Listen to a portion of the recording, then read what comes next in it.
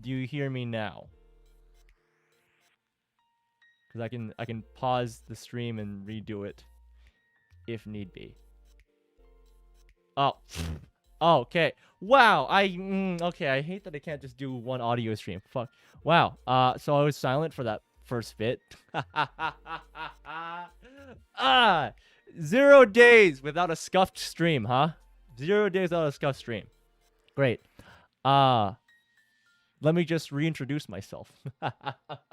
Hey, what's your boys here? How no one's doing today? As for me, well, tired and now also embarrassed once again, due to a scuffed stream. I hate that OBS can't just merge all my tracks into one. They have to, every audio has to be on one track to stream. I find that silly. So hi, I'm here to yell at clouds and be angry at anime licensors. I don't remember what I said earlier. Oh yeah, actually addressing the clickbait thumbnail. The thumbnail's not too much clickbait in my opinion, because in general, manga, light novels, and anime, and even visual novels are made for youth. That's just the truth of it. So just depending on how old you are, if you're older than I think, depending on what youth counts, I think either it's 18 up to 24, depending on statistics, all that sort of thing. Youth, yeah, if you're outside of the youth range, manga, anime, all that stuff is not for you. Now, truth, but things have target audiences, and they can go beyond it because bronies kind of prove that. Am I right? So, with that in mind, what I really mean by anime media, the Japanese media is not for you, is more targeted against anime licensors. So the guys who license the manga, the anime, the light novels, various other things I can't remember right now, and their just insistence to localize, and I use that very loosely, honestly, because it's what come to my attention is that if you follow some news sites that talk about anime and manga and all that sort of thing regularly, it seems that almost every week, at least one time, you're gonna find, this anime licensor changed this one thing, or this localizer changed this one thing, and it's like, what? Also, I've been forgetting I have a chat screen. What am I doing? I need to move to that so you guys can actually see your chats. I should be able to see that. Oh, is it borked? No, it's borked. How dare? How dare? Chat. Oh, right. I need to add the URL. I'm an idiot. Let's see. Properties. And then I need to copy the chat URL. Because I'm an idiot. And I didn't plan for this. Oh no. Chat overlay.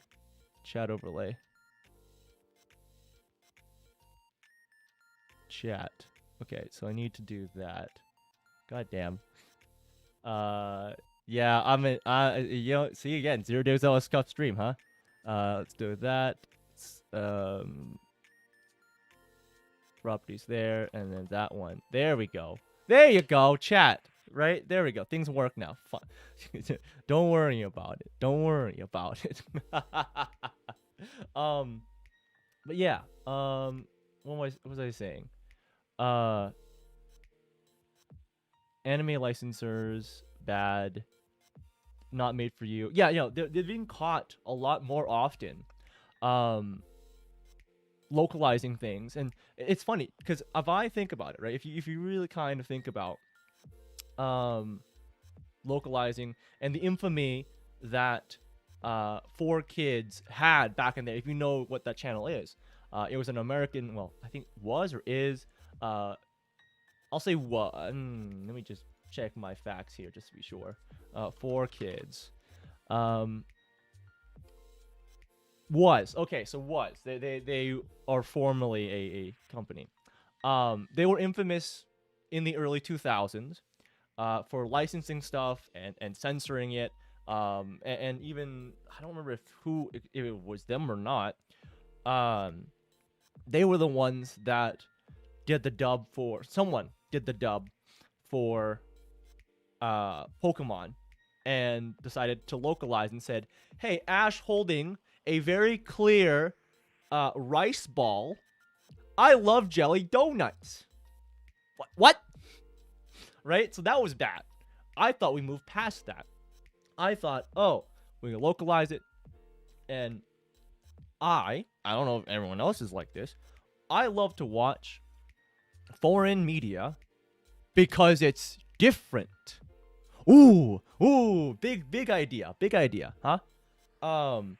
Because it's different, it's novel, it's great, it's interesting, right? So why the hell do I have licensors saying, "Hey, let me inject Western culture into it"? I don't think it's appropriate that some of these things have gendered pronouns because it's not good for Western sensibilities. Excuse me. Is that just another form of cultural colonization? Because it's just, I think it's just an excuse for colonization of that. I know I'm being hyperbolic, but I think it's true. Because there was an anime recently, I can't remember the name, so apologies for that. Where the main idea is that this character got changed from one sex to another by his sister. I don't know by what means. And then the localizer is like, yeah, no gendered language. I'm sorry, what? Did you forget that Japanese is a gendered language? Are you allowed for that? Oni-chan is done for. Oni-chan. Oh, hi, Professor Penne. How you doing? But I forgot to say, Forleith, thank you for joining me again. But yeah, it's like the whole point of that anime is that the guy's a different sex, right? And their language is like men and women are taught to speak differently in Japan depending on their sex, right? That's just how it is, right? I'm not saying it's a bad, it's not a good thing. It's just how their culture is. And if you decide, oh, I'm a localizer, I don't agree with their culture, let's change it. Excuse me? Again, an excuse for colonizing. Okay, that I don't mind that I'm being hyperbolic with that because I think it is. These people think, oh, I'm on the good side. It's like, no, you idiot. You actually thinking about what you're doing? Because there's another example, and this is one of my favorites recently. This was a couple months ago, and I've been so busy with like other things. I'm sad that I don't want to. I want to make more videos, but I do enjoy streaming too because I can just go off the cuff, and I love talking to you guys. Okay, Professor Penny, thank you.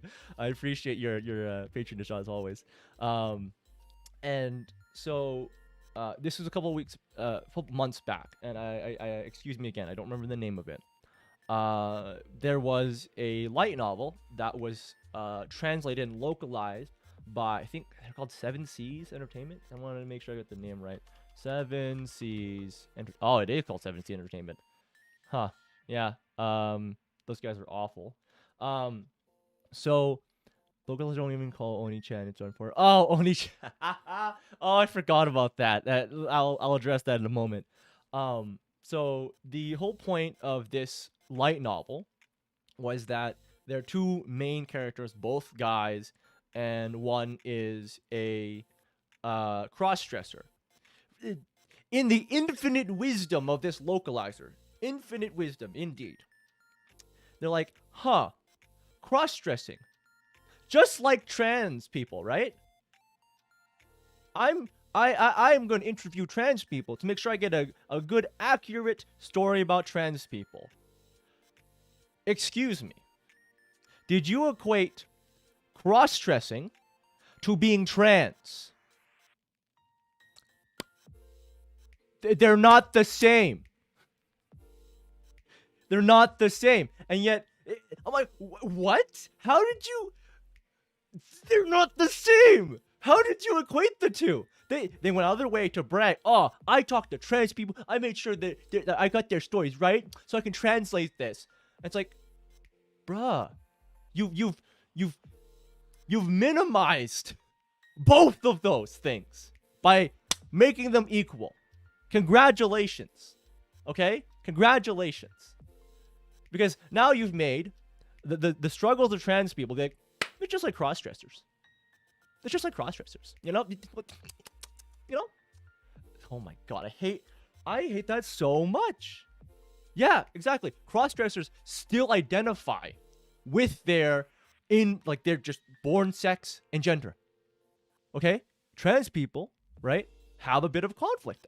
That's, you know, I don't wish that upon anyone. It's you know, a struggle in general, right?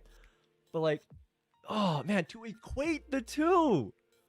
Lady, did you actually think about what you're writing? Like, I look more virtuous by writing to making this like about a trans person. Yeah, you definitely looked virtuous, like comparing the two. Great job. Like, oh my god, I have notes here, by the way, just so I can keep on things. Like, it angers me to know, like, I've talked to so many people about this, like, particular light novel. I'm like, how? And my favorite part, right, was that 7 Seas Entertainment, so the parent company, the guys who hired that person to localize in the first place. Hello, Kozaku. Welcome to my wonderful rantings. My favorite part, give me a moment. So my favorite part was, like, I think this one got a lot of kerfuffle, and I'm doing well. I am slightly tired, but I am in always a good ranting mood. It always gets me riled up. And the favorite part was that, so it caused a kerfuffle, and then a bunch of people, I want to think this is the same story, contacted the original publisher of that light novel and said, hey, these guys are messing up your book. They're changing your meaning. They're destroying artistic integrity of the work. And it got a huge kerfuffle, and this is delicious. Every time, every single time. We're sorry we got caught, was basically what they said. We're sorry we got caught colonizing a book, changing the artistic integrity of a book. Thanks. Great. Don't let 7 Seas forget this. But again, this is where I'm saying, these localizers don't care about, like, I'm not gonna, you know, speak for you, right? But they don't care about fans like me who actually care about the integrity of the work. Okay? Like, it's so hilarious. The more hardcore fans, they don't care about it anymore. They don't. They've long passed that. If you are a hardcore fan, you are nothing to them. They don't care anymore. Okay? That's what I mean by anime, localized anime and manga and all that shit. Not for you anymore. Okay? Not for you. If you actually care about artistic integrity, if you care about, you know, supporting the artists and their work, don't buy from Funimation. Don't buy from 7 Seas. Don't buy from Crunchyroll. Don't buy from Sony. They are too big as well, in my opinion. They own too much. And I wonder why people would gladly pay fan subbers who actually... Exactly! Right? People actually care about the medium. I don't understand it. I have so much I have to say on notes. Let me quickly read what you said about Oni-chan. Right. Oh, man, it's so funny that they're so afraid of just translating. Okay? Like, actually, here's the thing, right? This is going to be maybe a hot take, okay? Localizing? Fuck that. Give me the raw... Okay, not the raw, but give me, like, a slightly tweaked translation so I can understand at least. Because, again, the reason I watch foreign media is because it's different. I want to be confused about a new culture. Oh god, yeah, don't take that the wrong way. But yeah, I want to be different. It's weird that they're like, we want to make our audience comfortable. No, what's the point of watching something different and foreign? What's the point? Why? Right? Again, it's so funny that we've regressed back to the 4Kids days. We've gone back. How? I thought we moved past that. Apparently not. We've just swung right back. It's crazy to me that that's happened. I don't get it. And so, like, again, I want to say, and this is going to be the message throughout the whole stream, like, don't buy from these companies. They don't care about you as a more involved fan. Okay? Don't. Just don't support them. Go buy the figures directly. Like, I know, this is, again, if you're financially able to, buy the figures and stuff directly from Japan using a proxy buyer, right? Find a way to do that, okay? Don't give your money to these guys. Vote with your wallet. I know, again, they're still getting money from the mainstream fans, and this is a consequence. I first welcomed saying, it's great that my favorite hobby is getting mainstream. Then I'm like, oh, wait. I don't want this to mainstream. Because the same thing kind of happened with, Warhammer. I've heard really awful stories. Like, they went broke and they're like, we don't really like the old players, like, we don't like this anymore. Bro, I can't imagine how these times they would handle a show like Rama half. Yeah. Oh god, I need to watch that. I've heard it's a really good one. But yeah, how do they handle that? Like, are they just gonna make him trans because he's not? like, like, he's clearly not a trans character. Like, he's a dude that can turn into a woman. Does nothing about him being trans. I swear, I can just hear someone saying, Rama 1/2. Yeah, definitely trans. No, stop, you idiot. You're gonna colonize it just like everything else. I have a few notes of other things I want to speak about. Let's see. Light novel. I've already talked about that. Gloated. Sony and I want to speak about just particular companies and stuff that surround them. Sony, bad. I hate Sony already. Right. For one thing, they're so litigious on people using music of their license without their license, even for fun. This reminds me when they made Joker. Oh, don't remind me of that Joker pregnancy. That was weird. I'm not a comic book guy, but it reached me. Some localizations, all right. Will sayism? Okay. But yeah, in a short series, I believe they made a pregnant Joker, and I don't remember what kind of commentary they wanted with it, but it definitely fell flat. So Sony, I've talked about this before, and I'm like, what the hell, guys? What are you doing? So this was over a year ago. So you remember The Last of Us Part 2, that there's a whole bunch of shit around it, right? And what's funny is that during that time, Sony was like, no ecchi in your games. Senran Kagura can't have that ecchi stuff. No. But Last of Us Part 2, mocap sex scene, totally fine. What? Where's the consistency? Obviously, I know that there's favoritism for The Last of Us and Sony. That's obvious. But, like, do you think people are stupid? I mean, I think they do think people are stupid because they continue doing stupid shit, right? It's so funny that, like,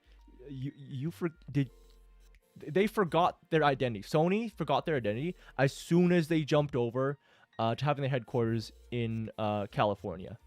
It's so stupid, and it's so weird. The Sony was, in from what I remember, like, to be like the mature console, right? The PlayStation 1, PlayStation 2, PlayStation 3, the mature console.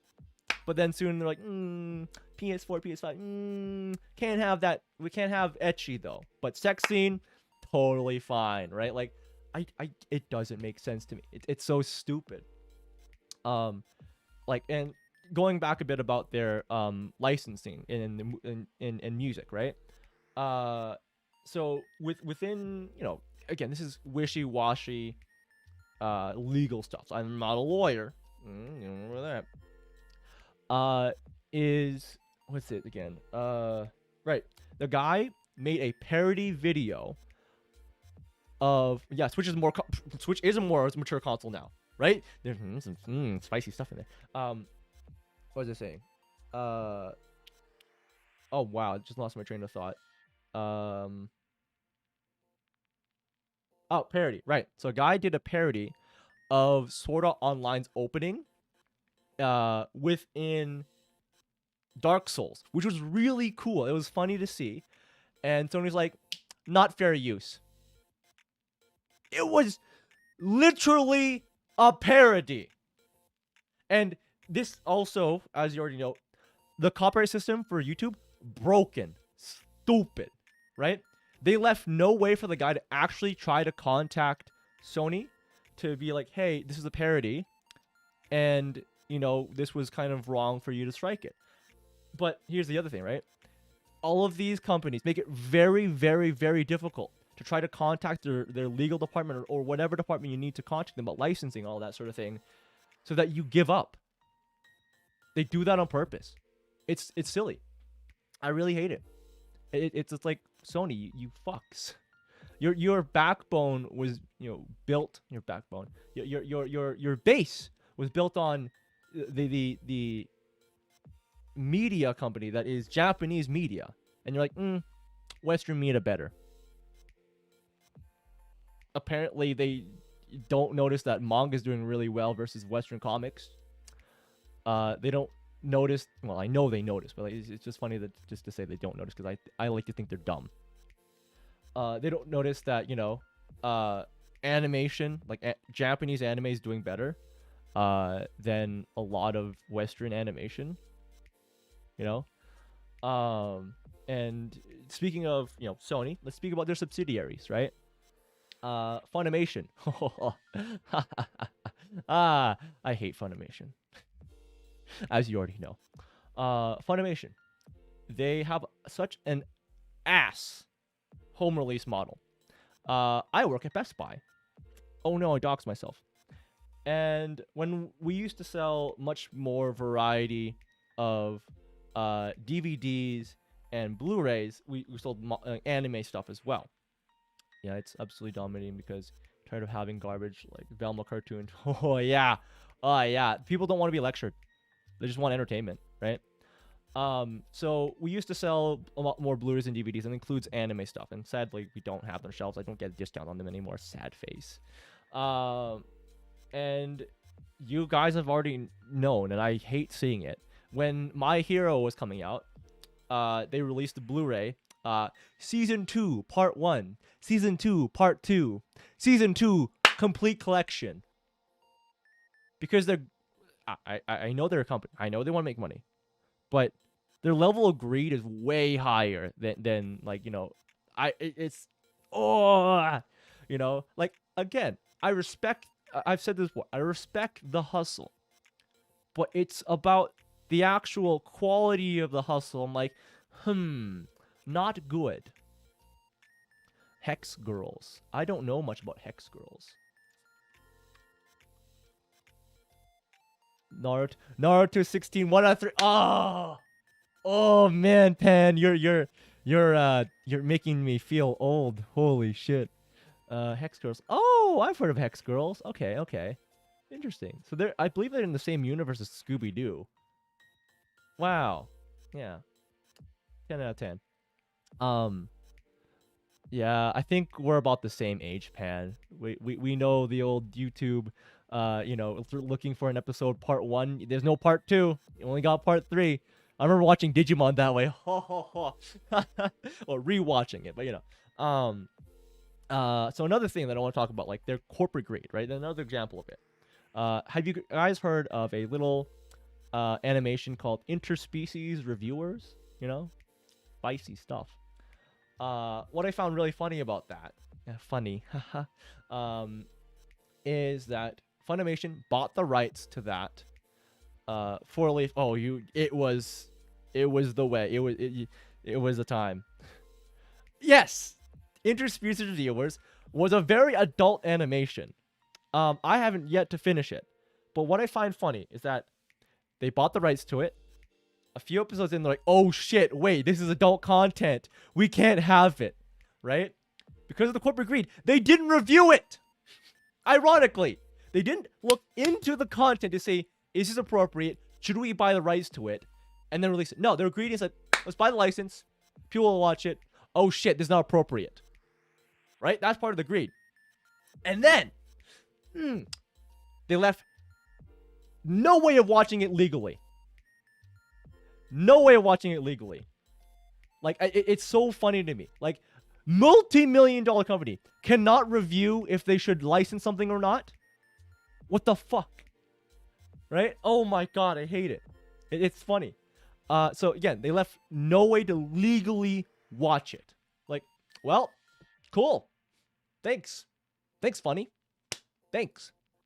And only then months later, was it released under the company Right Stuff. Thank God for them for that moment, at least. And I got stuff to say about them later. The thing about it, it's like comedy parody type of content, genre, great stuff. Yeah, no, it's great. The first episode I saw, great. I need to finish it.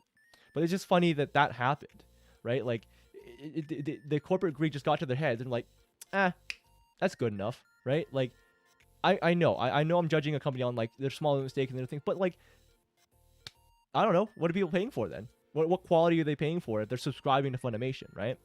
And oh boy, I got stuff to say about Crunchyroll in there, and subscription model too.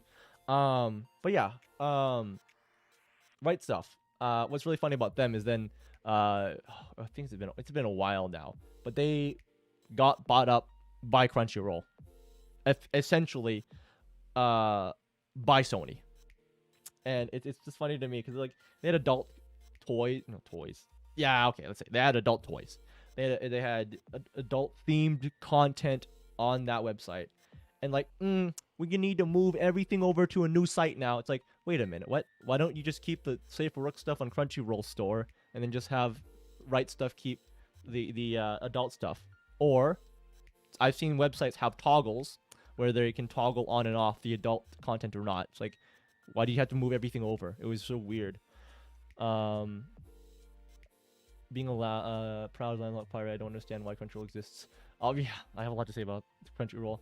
And yeah, we were supposed to trust the localization. We don't even check the source. Yeah, wait, Sony owns Funimation. But Sony bought Crunchyroll about a year ago, so they bought adults anime. But yeah, Jeremy's birthday. Yeah, Sony owns both Crunchyroll and Funny. Yeah. See, that's the thing, for Leaf, right? You're surprised by that because they essentially have a monopoly on Western distribution of anime. Like, if you look at, let me find out who they own. You know what? Sony subsidiaries. Okay. And let's see. Can I add the chat to my desktop view? Yeah, I can. So let's add scene. And add chat. There we go.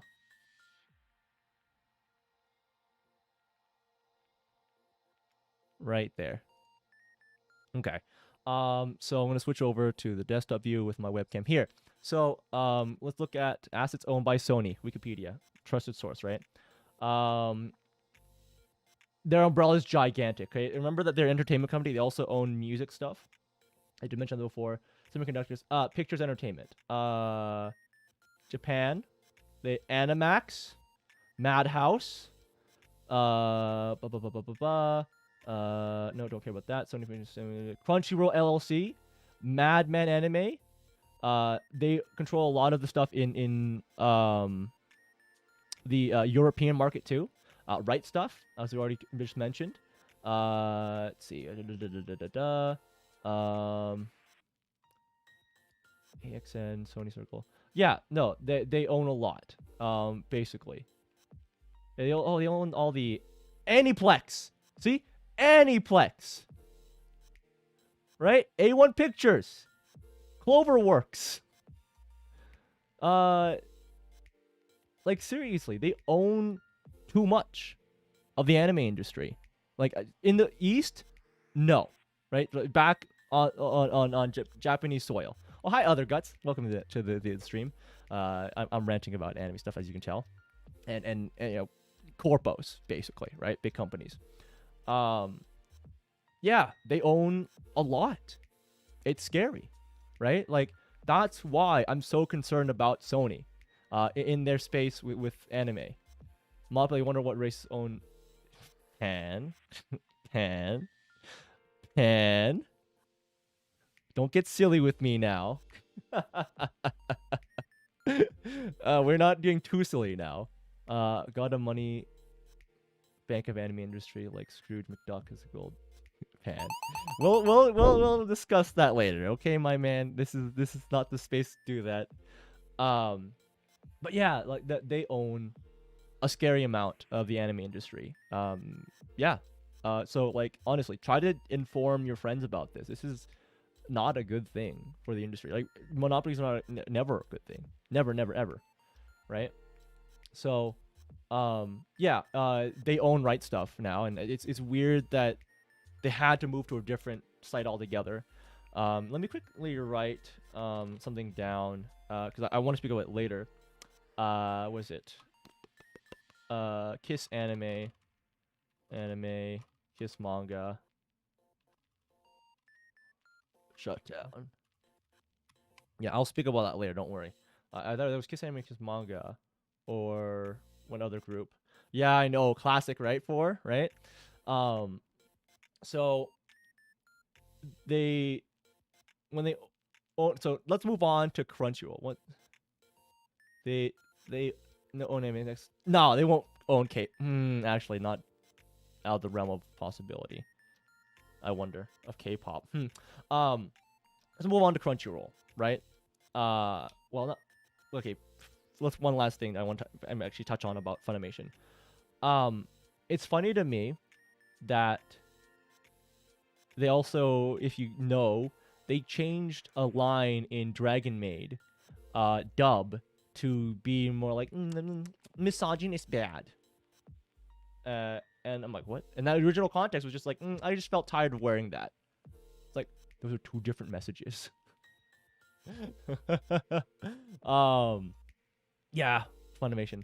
And the thing, right, is that I said I had faith in Sentai films. I no longer do, because I saw a little bit of incestuous like stuff happening between like a person who works under Funimation and Crunchyroll. I'm like, oh, I don't like that. And then recently, like I said, the one with the kid who got changed from a boy to a girl, they were under Sentai Filmworks. So I had no faith anymore of any Western distributors. Stuff backed me up horribly. There's one way to say misogyny bad. So I like saying my soggy knees as well. Didn't they have something about Gamergate 2 and Dragon Maid? Gigak? I don't know what that. But they did have something about Gamergate. It wasn't Dragon Maid. I believe it was their dub of Interviews with Monster Girls. They're dubbing that. I believe so. From watching their dub and look to subversion. Yeah! It sucks. It sucks that you can't rely on localizers.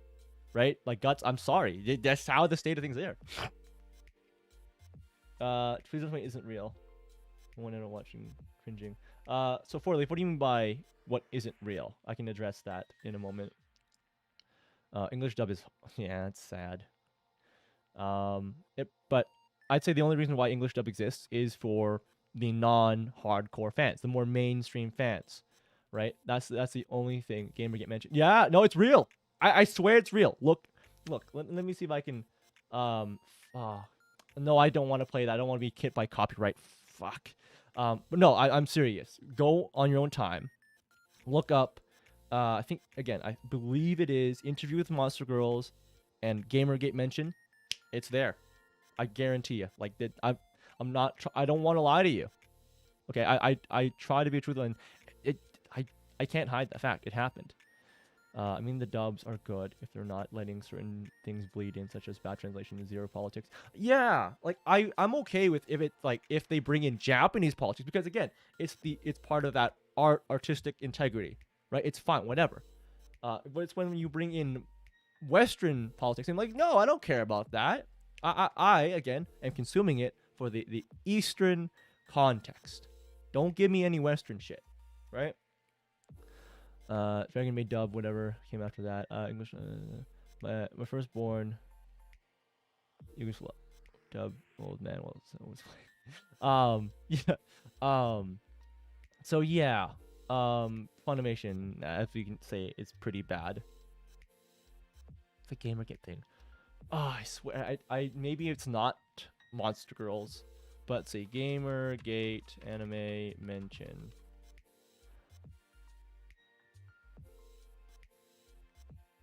Oh, my bad. Prison School. Prison School. Yeah, no idea why that was it. Yeah. Oh god, I don't want to explain Gamergate. I'll try to summarize it the best I can. It started with game journalism, and where a particular developer made a game and did some sexual favors, paid some people to give it a good review. People found out about it, and then they're like, "Oh, that's bad." Yeah, journalism, right? And then suddenly, because only a small group of people knew about it, right? And then they're like, oh, then they overreact by thinking that all gamers hated them for that. And then they antagonized gamers. Why would you antagonize your audience?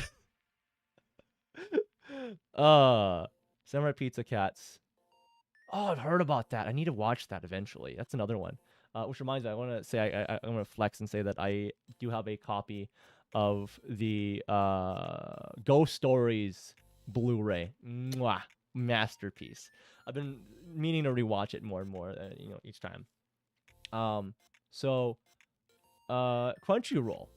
Oh, I have so much to say of Crunchyroll. Fashion me this game, your illness. How many hours do you spend? Cuphead. Cuphead. Zoe Quinn got defended by a group of simps. Yeah, no, she became a victim, apparently, right? And like, imagine being so oppressed that you got to go to speak to the UN about being oppressed and bullied online. Grow a spine. Everyone online, no matter who you are, you'll be called names. Okay? You're not special. Maybe you have a bit more of that because you're a public figure, but you're not special because of that, Miss Zoe Quinn, And even, I don't really want to say her name because I know it's basically making her more relevant than she needs to be, right? I try not try to mention Zoe Quinn and her cohort, what's her name again? Anita Sarkeesian. They both got onto the UN, I believe. Yeah, it's sad. Yu-Gi-Oh! Bridge. Hey, Pan. Ghost Stories walked so Yu-Gi-Oh! Bridge could run. Okay. Yeah. You didn't see the sidekick of Joker in DC. I don't know who you're talking about that then. But yeah, let's talk about Crunchyroll, right? So, it is, it's a famous streaming site because everyone under the sun has been sponsored by them, right? Terrible gaming side, yeah. Dragon Ball Bridge over. Dragon Ball Z. Harley Quinn. Oh, yeah, that's a different name. So, they're a Crunchyroll, famous streaming site. Everyone on YouTube who's big enough has been sponsored by them, right? I had for a time, when I was a smaller little boy, little innocent boy, I would love to be sponsored by them one day. It'd be so great. No. No, never. I mean, at this point, I don't even see them ever offering a sponsor, which is fine. I don't want to be sponsored by them because I've talked so much smack about them anyways. So like, I don't care. Everyone's heard about Crunchyroll, obviously, and they were Crunchyroll. I remember the time that they were streaming subs and not that bad. Yeah. Now, funny that you say they were not that bad. Now streaming, sure. Now streaming, when you hear Crunchyroll, right? What do you think? I'm going to assume you think anime streaming site, right? Pretty simple. That should be the main attraction, and then ancillary stuff is being able to buy manga and merchandise all the other ancillary stuff that comes with it. High Guardian Spice. Ooh, I got stuff to talk about that too. So what are Crunchyroll subscribers paying for when even last year I went back to their website, tried just to watch an episode? Unwatchable. Why is the UI so ass? What are Crunchyroll subscribers paying for? Really, I know they're paying for the licenses. That's one part of it. So I have used illegal streaming sites to watch anime that have a better user experience than Crunchyroll, a paid service. What are they paying for? And even more, right? They made different tiers so you can pay more for Crunchyroll for their ass streaming service. By the way, if you pay this much, if you buy this much merchandise of value merchandise, you get a little discount. Thanks. But the main point of having a Crunchyroll account is to watch it, right? Like, yes, it is ironic. They used to be a piracy site. Absolutely. Like, it's so funny to me that Crunchyroll, again, when I think for most part, when I say Crunchyroll, anyone, they're like, streaming site. But yet that main feature isn't working properly. Then what's the point of paying for it? You might be saying, what, did you try the paid version? Because I did try it with the 2-week trial that they offer with everyone. I tried it with the 2-week trial as well. Okay, because that should be the premium paid experience. Still ass. Thanks, Crunchyroll. You paying your IT department enough? I don't think so. And they said that trashy anime reminds me too much of Ruby's Bad. I miss when Ruby was good. See, I don't know how it is now. Okay, I'll be honest. I stopped after was it volume 3 or 4? That was just after Montium, rest his soul, passed away. And it was such a slodge to get through that volume because it kept trying to like just story. Where's my action? Where's my action? You could have used an asking computer uses to build a rocket and ships and all still work. Yeah. Before season 3. Was it before season 3? Then that means, yeah, I stopped at season 3, at volume 3. Oh, it's so sad. It had such good potential. And that kind of dropped for me. Yeah, so yeah, volume 3 was where it ended for me. Or 4. Again, depending on what you mean by 4-leaf. Their 4-leaf. Yeah, it's sad. And that's what's really cool. If you watch I Live in Dead Fantasy. Dead Fantasy. Yeah, if it's the thing I think it is, it's Monty Oom's animation with Final Fantasy characters, right? I want to be sure that's the right one. If it is, it's great to watch that animation and watch the early seasons of Ruby, and you're like, that's the guy. That's the guy. You know it's him. There's just key like animation choices that they definitely like. I don't know if they copy pasted, but I think they did copy paste from Dead Fantasy into Ruby, which it's good to see because when I first watched Ruby, I'm like, oh, this is cool, and then I watched Dead Fantasy, I'm like, oh, so this is where all that came from. Animation is delicious in both. In my opinion, Volume 3 is where it stopped. The rest of the volume became a slog, terrible storytelling, bad characters, heroes who never learn anything, little to no. Yeah, that's what I felt too. They just try to do too much exposition or storytelling, but there wasn't enough action for me in that volume. Might I also say, favorite character gotta be Ice Cream Waifu.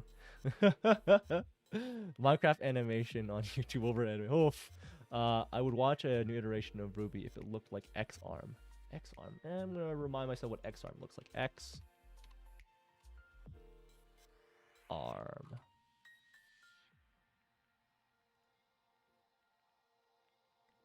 Oh. Oh, it's that one. Huh. I've seen nothing about it. But you remind me of another like 3D CG anime that was horrible in story. I can't remember what it was. But it was like group of students suddenly got jumped to another world. Um, Minecraft is on brand everywhere. Interesting. I don't know. I don't know what you might. I mean, I can't judge Minecraft on brand anywhere else. I know the game. That's about it. I know that Microsoft often loves to use it in their marketing because, like, oh look, family friendly, right? That's the whole thing.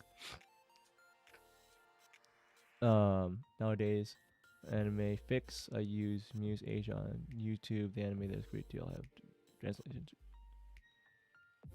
Lego Minecraft. Oh yeah, Lego Minecraft. That's so funny. Yeah. Really, again, I just want to end up finish off the thing. Like, yeah, what are Crunchyroll users paying for if the UI is so bad, right? It's hilarious. And right stuff. Wait, there was something I wanted to address earlier. I should have written that down in the chat here. Hi guard. Oh, hi Guardian. Let me write that down in my notes here. How do you spell Guardian? I'm gonna just. Did I type it out right? I did. Thanks, Google. Thanks for checking me. What are Crunchyroll paying for? Isn't Lego Minecraft Roblox? What is Crunchyroll paying for? Yeah, that's the funny thing, right? It's a good question. What are they paying for? So for sure, they're paying for maintenance for their servers to continue serving anime. For sure, they're paying licensing fees to continue to host such anime. And I believe also, some of that money is obviously used for their merchandise. And as High Guardian Spice and Tower of God has proven, they're using it to fund their animation projects. And yes, of course, their rent, right? The actual office space they use. So that's where I find it kind of shameful, in a way, is that they had enough money to say, I don't want animation, but also High Guardian Spice. Let me address that right now while we're on the topic of Crunchyroll, right? High Guardian Spice was marketed as, look, animation, but also, by the way, don't worry about the story, don't worry about the characters being good. By the way, half of our writing staff is women, and sorry, not half of our total staff, for one part, is all women, and then our writing team, all women. So good. I'm like, I don't care. Is it good? Like, is it good? Right? Yeah. Like, it's hilarious. And the whole promotion was, oh, we need an anime that's really successful, that's made by women. It's like, okay, have you heard of, I don't know, Full Metal Alchemist, written by a woman? Sailor Moon, written by a woman? I don't know, man. There's no successful anime written by women, right, guys? Right, guys? Right? And even more, one of the writers, I talked about this a while back, was an outright misandrist. Okay, like no holds. Okay, actually, a misandrist. She was on Twitter all the time. Kill all men. Kill all men. White man bad. Kill all men. I'm like, what? You want this person to be part of your writing team? Excuse me, optics, guys, optics. But I don't care. They don't care. It's all about the message, Like, it's all about the message. So they don't care. They're just like, we're gonna do this because we like it. It's like, yeah, but is it good? That's all. Reyes Rodriguez. Oh yeah. Some people don't understand that anime, we don't care who worked on it, as much as they bring out the quality. Sadly, they marketed that and people ended up, yeah, absolutely, right? That's it. And That should be the bottom of the barrel, is that make a good product, then get recognition for said product. Totally fine. Which reminds me, okay, I didn't know about this until like a couple weeks ago, but there is a movement with localizers and translators in the Western space, saying that they want credit in the anime, right? Like at the end credits, right? And you're thinking, well, you didn't do much. All you did was translate. No, that's fine. That's fine. Because they did the work. They get credit, right? And if they fuck up, we know who to blame. Right?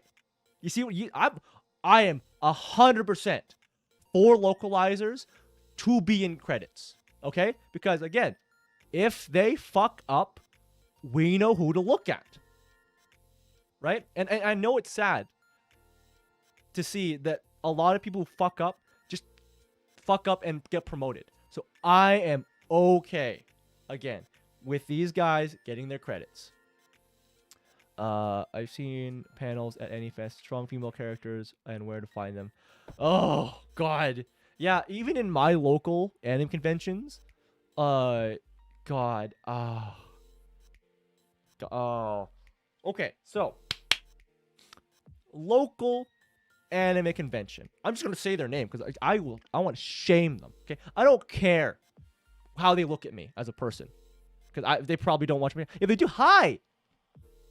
Fix yourselves, Odafest. Hi, Odafest, by the way. Odafest is a local convention in my in my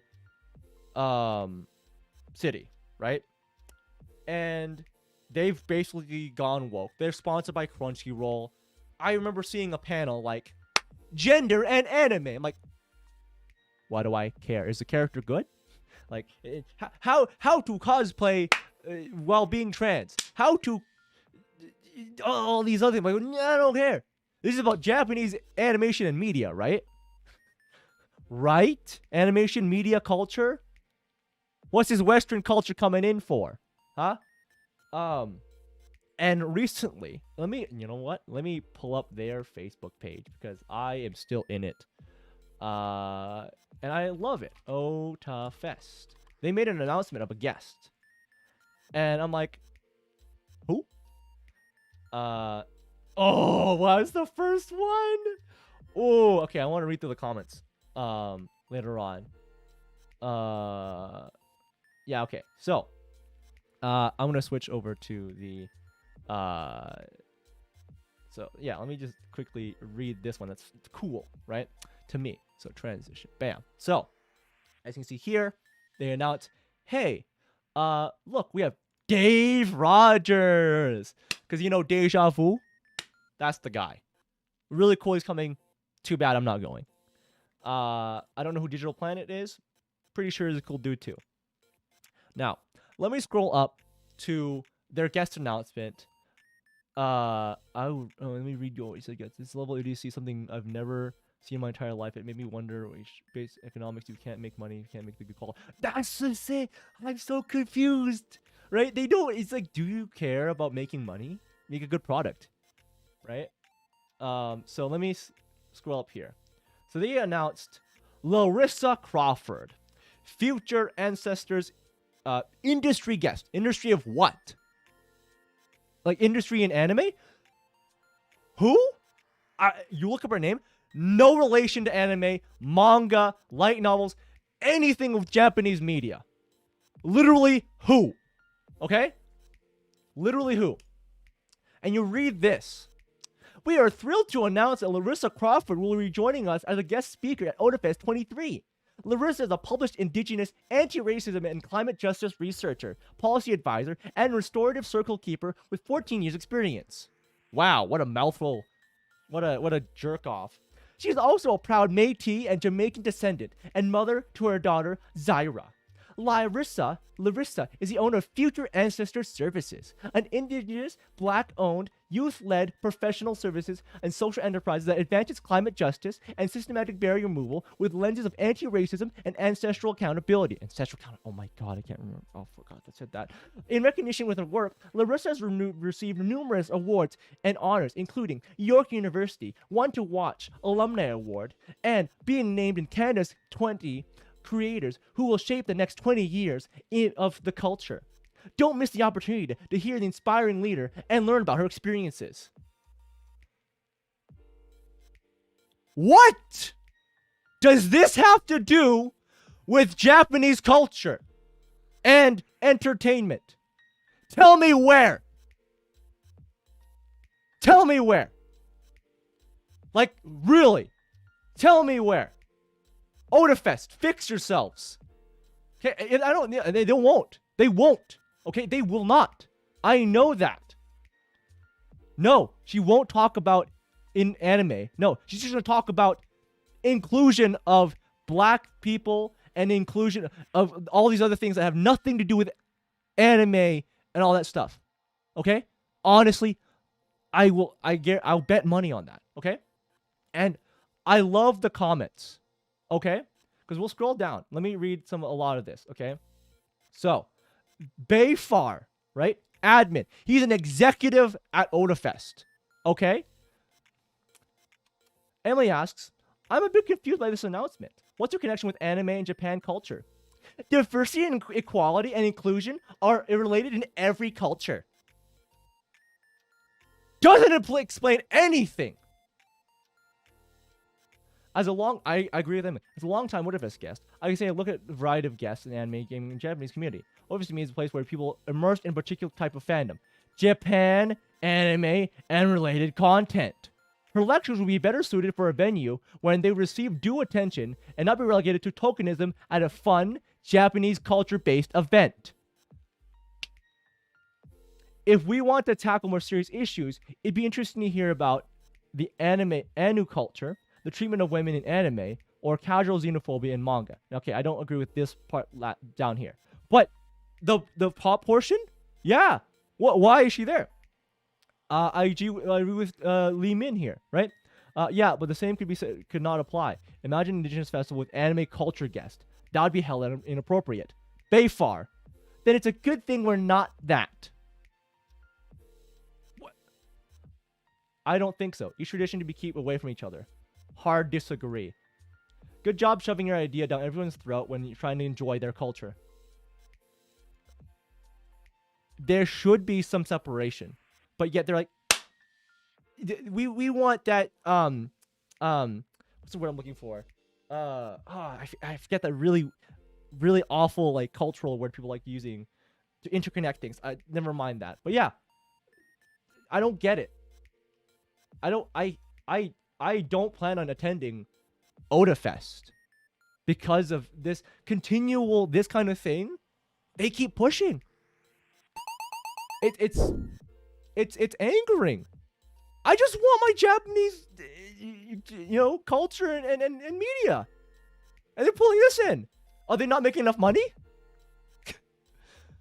Like, gosh.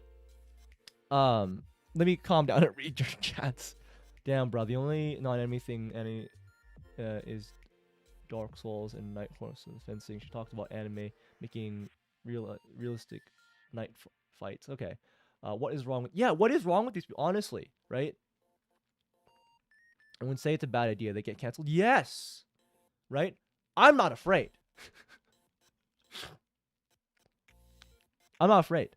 I mean, I don't even plan on attending this anyways, right? I don't want to support something that is like trying to colonize Japanese culture and animation. You know? No thanks. No thanks. It's angering to me that it's something within my own town, and we're relatively small compared to like American stuff, right? But yeah, it's just really sad. Actually, on a related note, I want to bring in something that happened last year at this point. There was, I think, yeah, it said San Diego Comic-Con. You guys, you know that Comic-Con San Diego? So they had a panel that focused on a particular ethnic group of people within the industry, right? Really cool. They did a panel, and what is interesting is that who is this ethnic group? You may ask, right? Who is this? They specifically advertised it as, and let me type it out in the chat for you guys.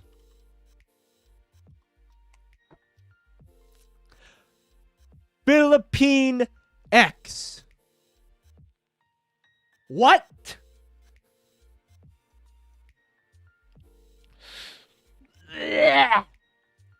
What? Again, this is of course San Diego. Where's that? California. Of course it's California. Of course it's California people. They're so disconnected from the actual people in the Philippines that they forget that the language is inherently masculine and feminine. Exactly. It's like the Latinx bullshit. It is so idiotic. I have friends who are also Filipino. Oh, great to know you're also Filipino. Great. Welcome to the chat. I have friends who are Filipino. Literally reacted to that. I'm like, what the fuck? And they made the joke of like, you say that in front of me, and you'll know why the crime rate in the Philippines is so high. Yeah, right. It's so stupid. It is inherently gendered out of language. Like, change it. It's just the same thing as their whole Philippine X, Latin X bullshit, right? Nobody uses it. Anyone of that community, right, does not use it. They don't understand Pinoy. Yes. They don't know shit. They are so right. They think they're so righteous in their beliefs that like you forget that maybe surprise, the world doesn't revolve around America and the same values. The world is big, diverse, different.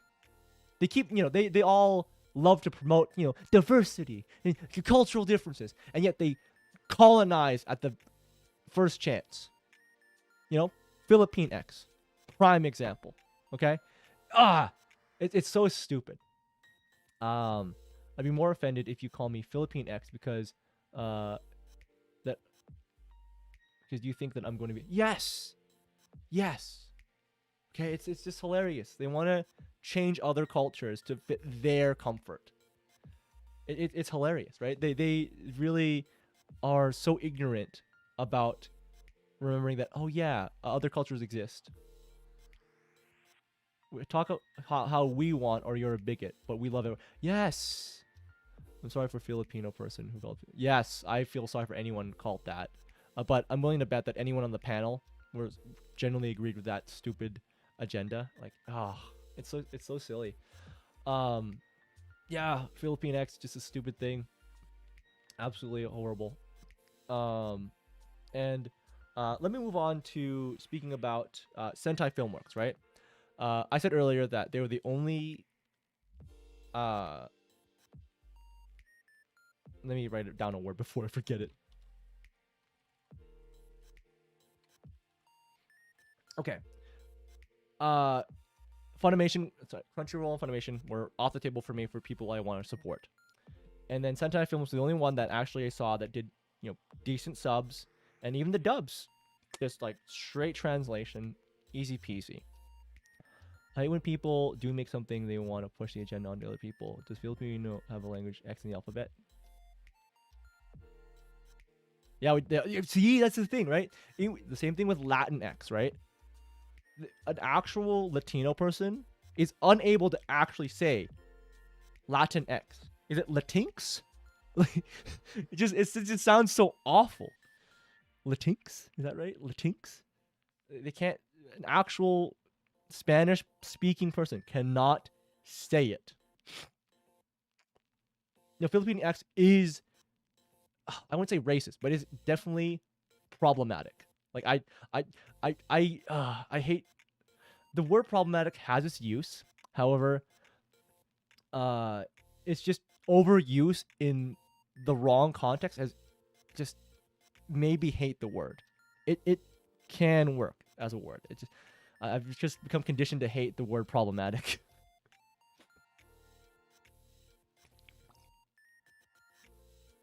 ROM hack.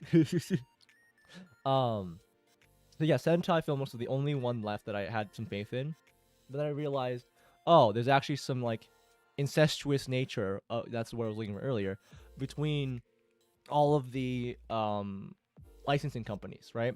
And I failed to remember the name of this person, but they worked under Crunchyroll and Sentai Filmworks as ADR and a localizer, I believe. I don't remember for sure, but ADR for sure. And I'm like, that's a spot I need to keep an eye on, because I can see that becoming a bigger spot and ruining Sentai Filmworks. Next to literal and actually, and I also hate the word disinformation, because sure, you may not like it, and it be like maybe true as well, but disinformation, it just sounds like a stupid word to me. Game awards and political, as well as other game awards and certain political beliefs. Yes, absolutely. People are way too flagrant about using words without knowing what they mean, especially right. I won't try to define disinformation myself, but I don't like how people use it. I feel like they're also misusing.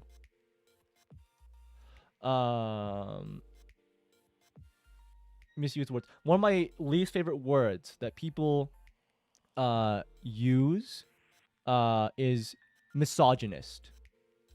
Way too flagrantly.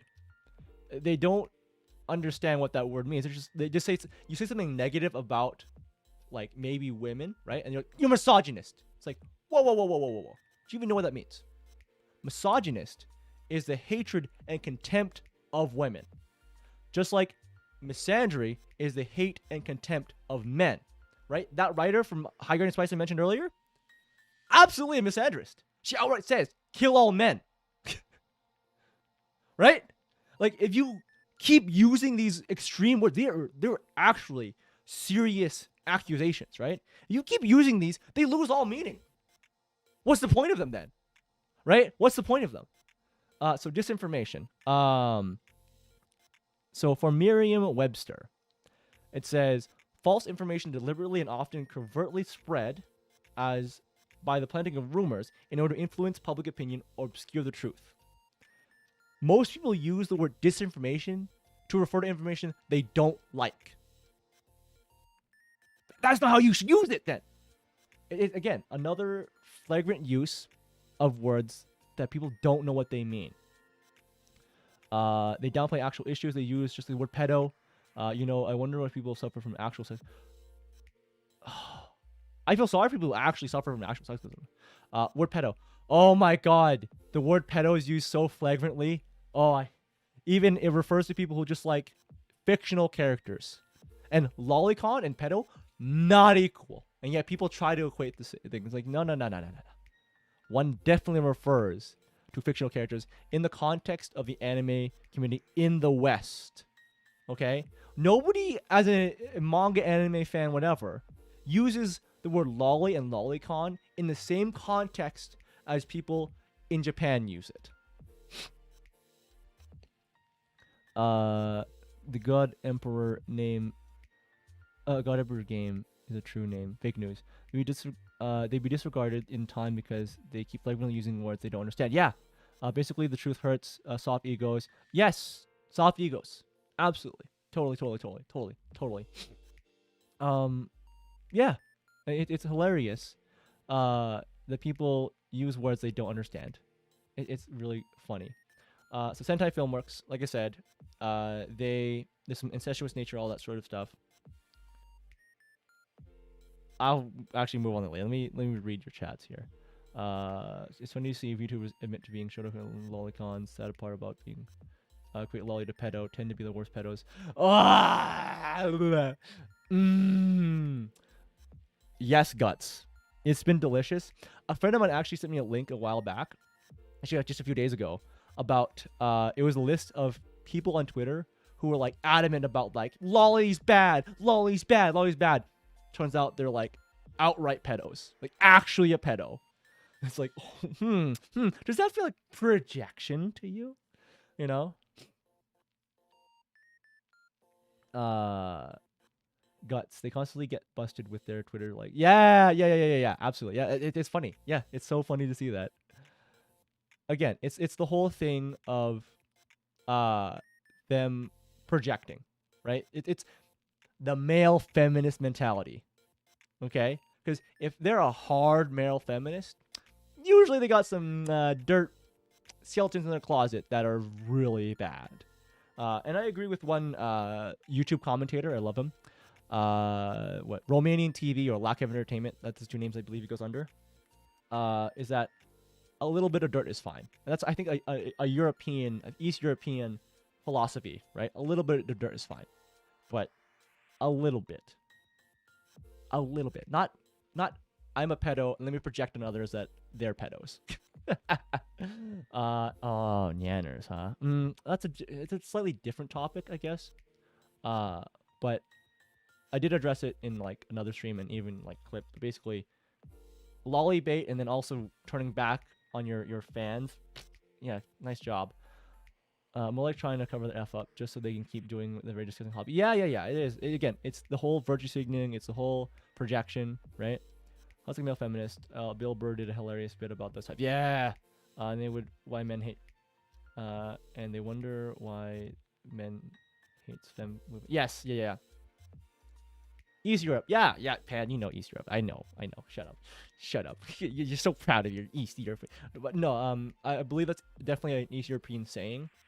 From at least Romania, right? In that a little bit of dirt is fine. Yeah, it's crazy. This is so much a web of things to talk about in that kind of manner, and I hope that I can do another stream next week. Actually, I really want to do another discussion. I love talking. It's just fun. It's just fun. And I love hanging out with you guys. You guys are fun.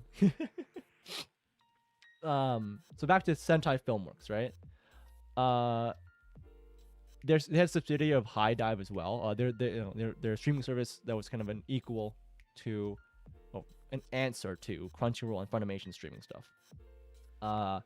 And they're the same ones that allowed that person to change remove pronouns from that anime that had a guy who changed into a girl. I was done with them at that point. It's so sad. I really liked them as a company. They licensed a lot of stuff I liked. They dubbed a lot of things I liked, and no more support for me. I'm done with them. Like the incestuous nature, and then and actually the ADR I spoke about earlier. She was celebrating the shutdown, I believe, of Kiss Anime and Kiss Manga, or some other like manga anime distributor. Let me clarify: incestuous nature of the anime industry here in the West. Okay, as in like there are people who move between companies very fluidly.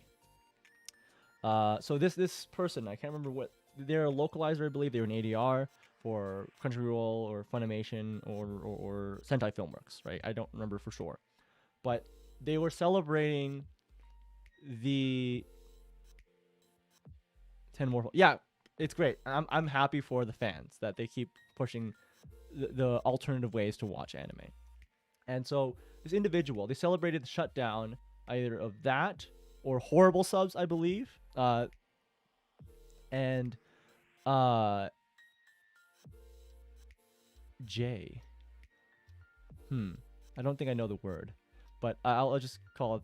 I'll just continue using incestuous companies for now. What was I saying? Right. So they shut down, and then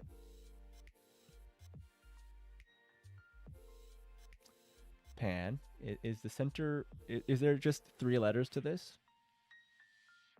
That's all I need to ask.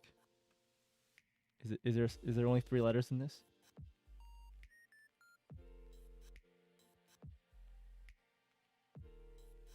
Ah, wonderful. 1 vowel. Good to know. Moving on. So when they shut down, this person celebrated it, and I can't say you're wrong. Four Leaf, just calm it down for now.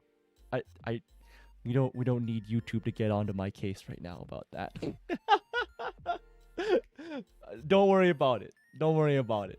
Don't worry about it. There's just a few more vowels. It's definitely not I. It's definitely not Y. It's definitely not A. It's not U. It's not O. That's all I'm gonna say for now. So this person celebrate like so people were on topic about, oh no, this site shut down or whatever, right? And the word rhymes with flu. I'll give you that hint. God damn it, Pan. You gotta just let the person figure it out for themselves.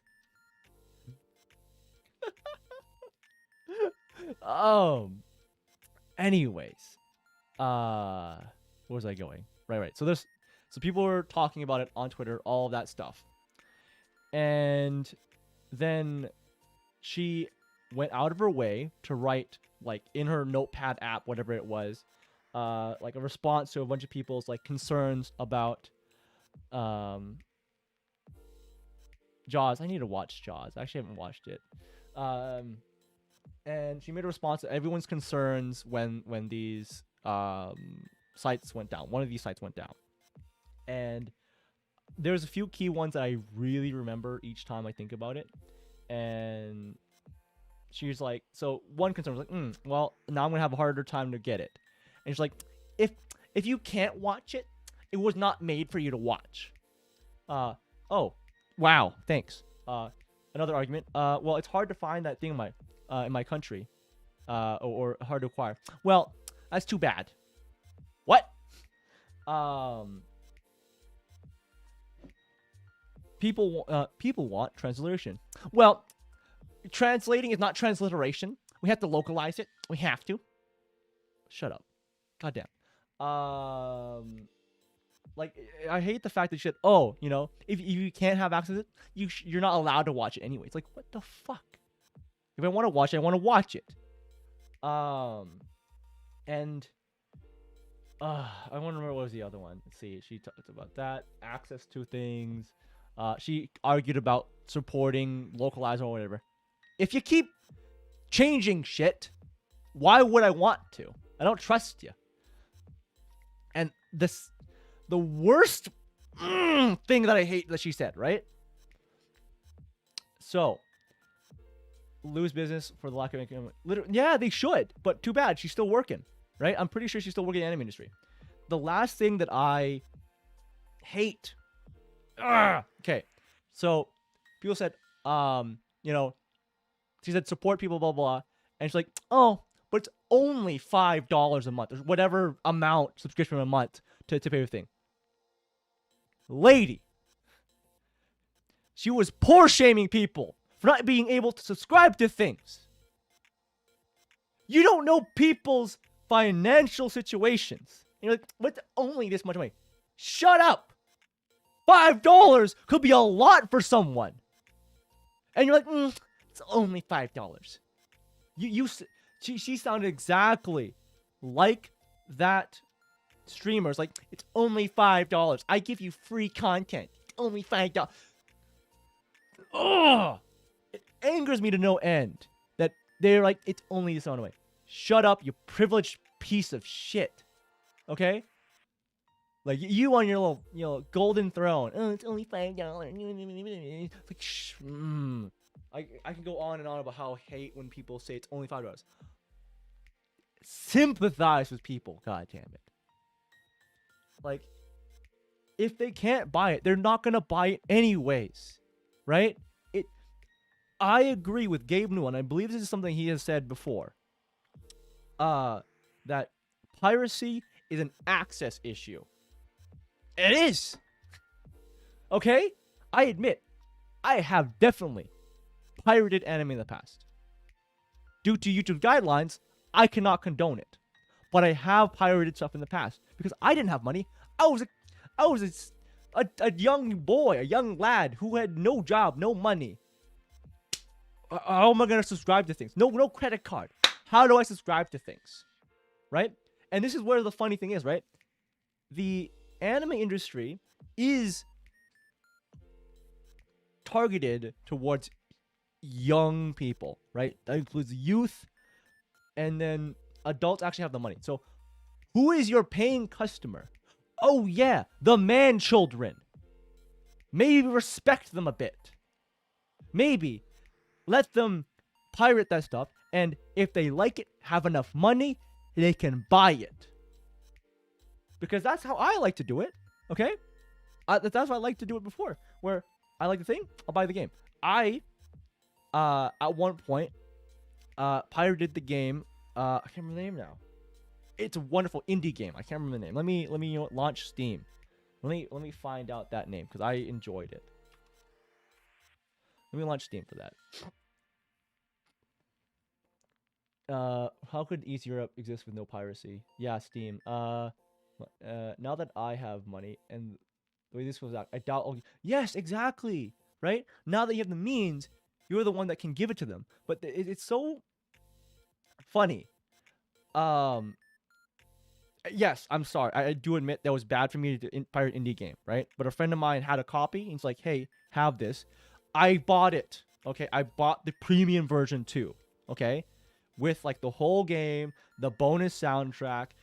I promise you, I actually bought the game. Okay, I promise you. Let me find the game for you. Let's see.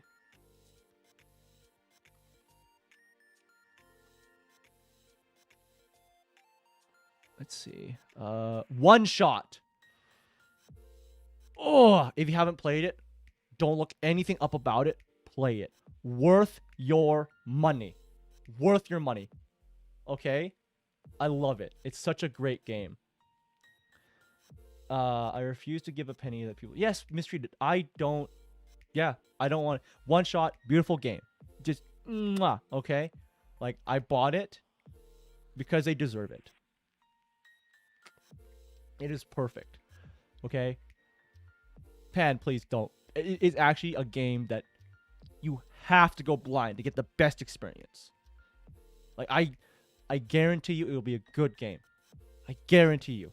Okay? It's 100% worth it. Indie developer. Worth your money. Okay? Worth your money. It's such a good game. God, it's such... Oh. One of my top 10 games. Whatever you want, but you know, such a good game. Such a good game. Where was I going? Piracy. Access issue. Yeah.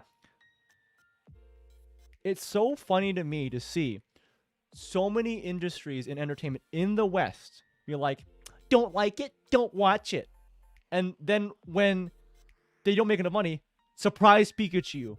Oh, you didn't like it for these petty reasons. No! You told people not to watch it, not to play it, not to consume your media. And now you're surprised people didn't? Make a good product. Let it speak for itself.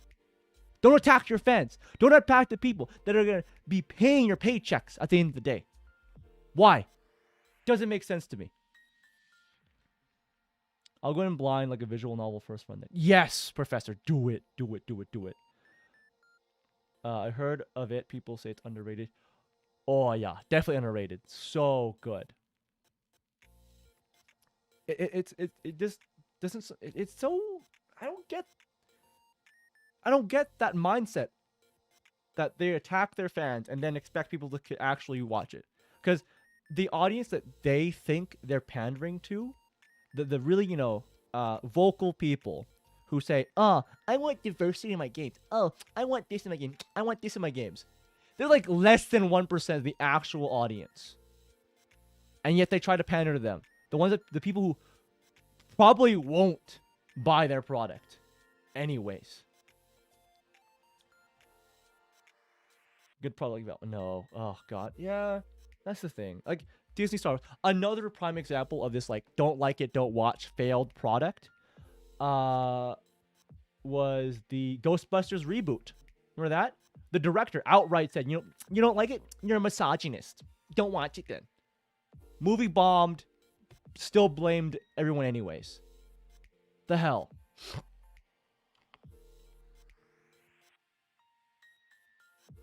Those are the same people who got mad at Berserk and mocked the guy's death. Berserk?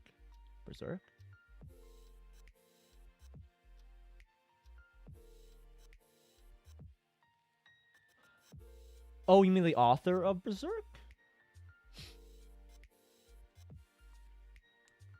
Like, literally, Puss in Boots 2, The Last Wish, has more maturity in it than it shows supposed to be much for. Yeah. Did they mock the mangaka's death? Oh, God. Oh, boy. Fuck those people, man. Oh, God. This reminds me of, like, some more recent drama. You may have heard of, Did they actually? No. Berserk manga.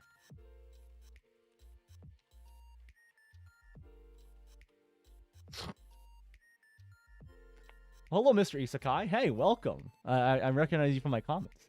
The problem with English dub industry for anime is that it's an echo chamber of wokeness. Anyone who's willing to be woke is danger of retaliation. Termination. Yes, absolutely, I agree. Right? And they were proud of it. Oh my God, that's horrible. And that's why I've said this before in the stream, and again, hello, Mr. Isekai.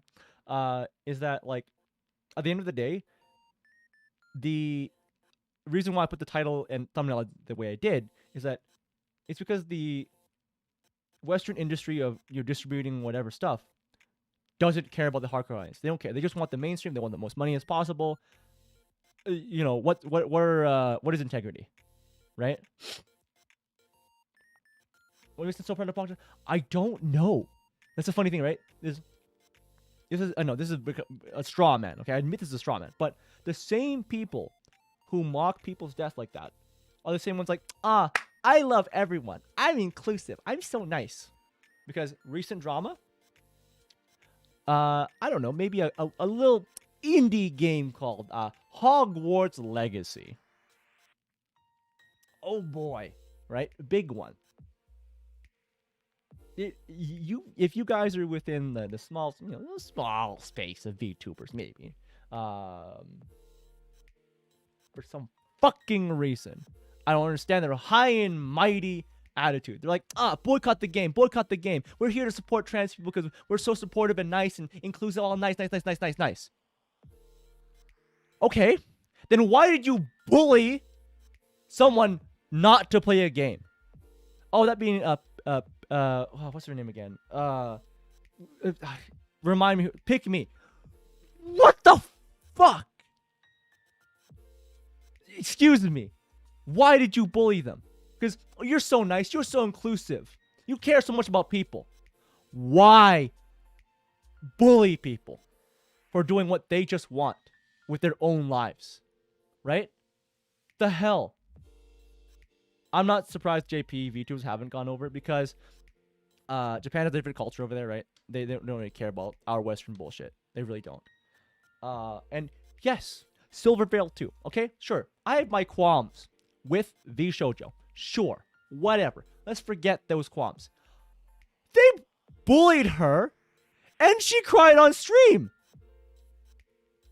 What kind of inclusive hug box are you to bully people like this? Why? It sickens me. Like, what? Why? Like, yes, Four Leaf. It happened. They went out of their way to bully her, and then she cried on stream because they didn't like that she played the game. Wow, what wonderful, inclusive, nice people they are. Right? Wow. Right? And they're so vindictive, right? And you may have heard of it. They made a website to specifically track what streamers played the game to boycott them. What kind of nice, inclusive people are you? So tolerant, so nice. Like, the fuck? It's such cognitive dissonance. Such cognitive dissonance. Now more Hollow Pro members are adamant about playing it because they enjoy the game. Wow. Imagine that. Letting people enjoy things. Wow. Wild concept. Wild concept. The best solution for their illness is to turn off the social media and go outside. No, of course. They should definitely go touch grass, right? It's so odd to me. All these people are like, I want diverse game. I want a game including the scene. Make your own fucking game. Make your own media. Okay? If you want it so bad, make your own media. Don't try to... If you want particular things in your media, pay for it then. Fund it then. Right? Wow. And it's even funnier to me. Velma. Yeah, I know. Another thing, right? Okay, so let me bring in an example here. Reina plays. Oh, that's good. Let me bring you an example, right? So people are like, I want more diversity in storytelling, movies, comic books, well, all that stuff, right? Okay, good in practice, good idea, good idea. Okay. So don't colonize something that's already established. Maybe. Wild idea. Maybe we take in folklore from other countries and adapt them, because I'm sure a lot of cultures have awesome folklore that is diverse just inherently from where they came from. Because let's see this, okay? You want to be a really diverse story to tell? I don't know. Adapting some African folklore? Ooh. Wild. Adapting Asian folklore? Wild. Adapting Native American folklore? When I think about that. So easy, so diverse inherently. I may have a negative view on VShojo, but I don't want the members to be bullied for playing a game. I wish no harm on December. Is for childhood. Yeah, exactly that, right? Again, I have qualms with VShojo in general, but that kind of bullying, no thanks. Get out of here, right? Get out of here. This whole wanting diversity in media is just hilarious and so tone deaf, right? Because, again, instead of taking something that's established and, like, morphing it into your dream thing, just take something that's already inherently diverse if you want that, and adapt it. Bam. Right? Easy diversity right there. Right? I just reminded myself of something funny. I'm going to write it down. Let's go, what is it?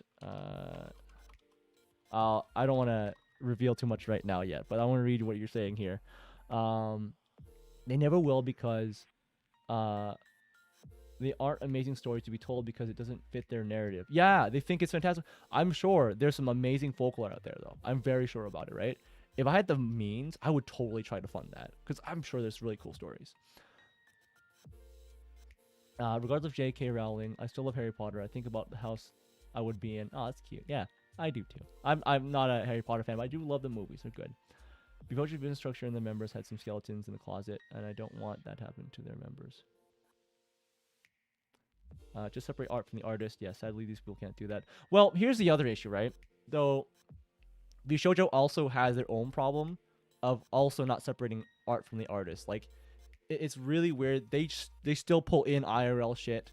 I mentioned in a stream last week that, like, Melody, right? I like VTubers, right? They're an escapism for me.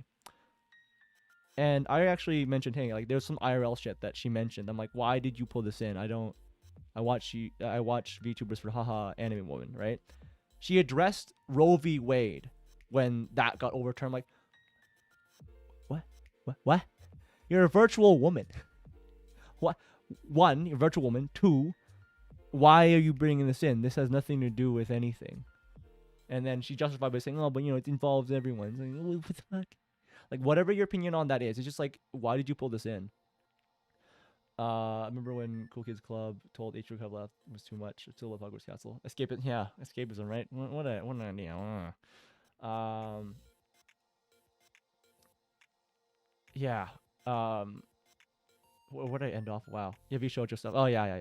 It's IRL shit pulling it. It's such a bad idea. I did state like, hey, if you want to be an entertainer, separate that from your personal stuff. Like, I don't know, unless you make your brand about IRL shit constantly, right? Fine, I get it. But it's just weird having occasional virtual signaling from V Shoujo. It's like, what the fuck? What? I don't get it. Yeah. So, speaking on diversity stuff, that I reminded and laughed about, right? I want to talk about Disney again, and you guys know a movie called Shang-Chi?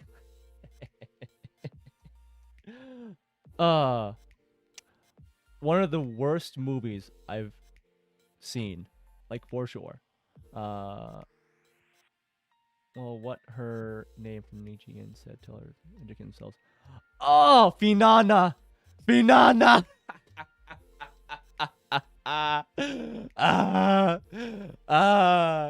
Because she banned the word trap from her chat because it's supposedly a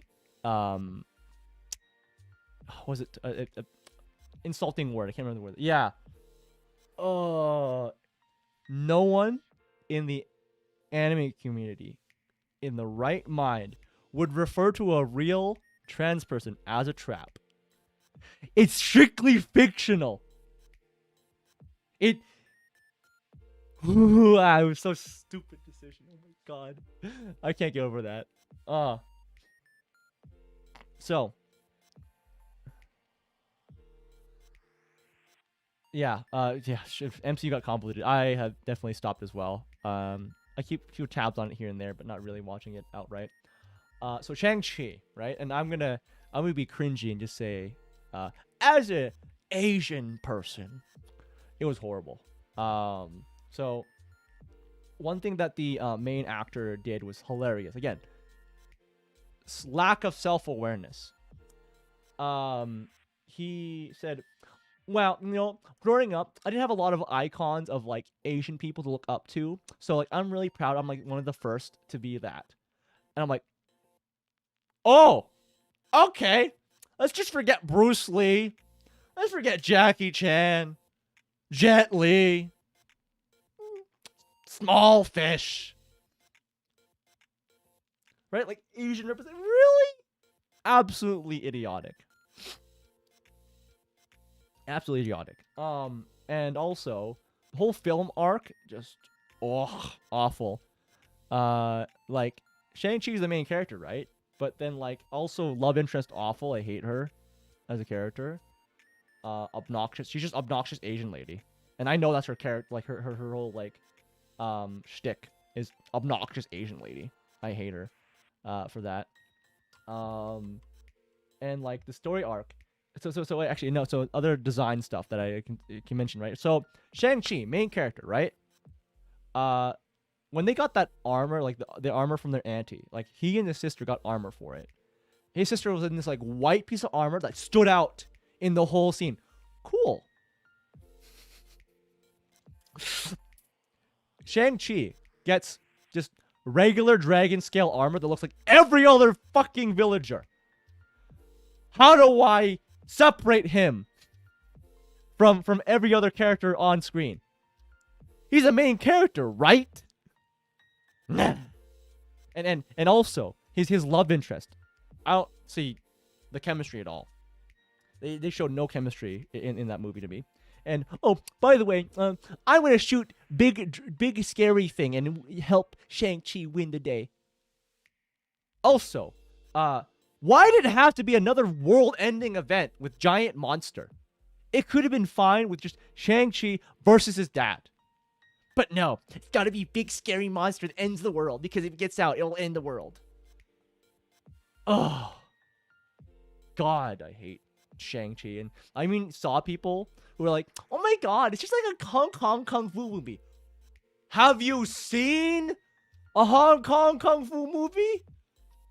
How did you compare the two? What the hell? Like, goddamn. Just made me remember the movie Into Romeo Die. That's how proper jet name is. I agree. If I wanted representation, I prefer it actually story mean where it actually fits. Yeah. If it fits, it fits, right? And it's funny that they have to like outright make the character like have the characteristics of like a stereotypical like minority of whatever they want. It's like you're just reinforcing stereotypes. How about you just make a character that's good and happens to be whatever race you want them to be? Imagine that. Not inserted into something like some actual. Yeah, God, I hate. Yeah, Shang-Chi, awful movie, awful movie. I don't. Yeah, and it was just like any other Marvel movie. Like climax, CG, there we go, and done. I feel so sorry for any of the CG guys.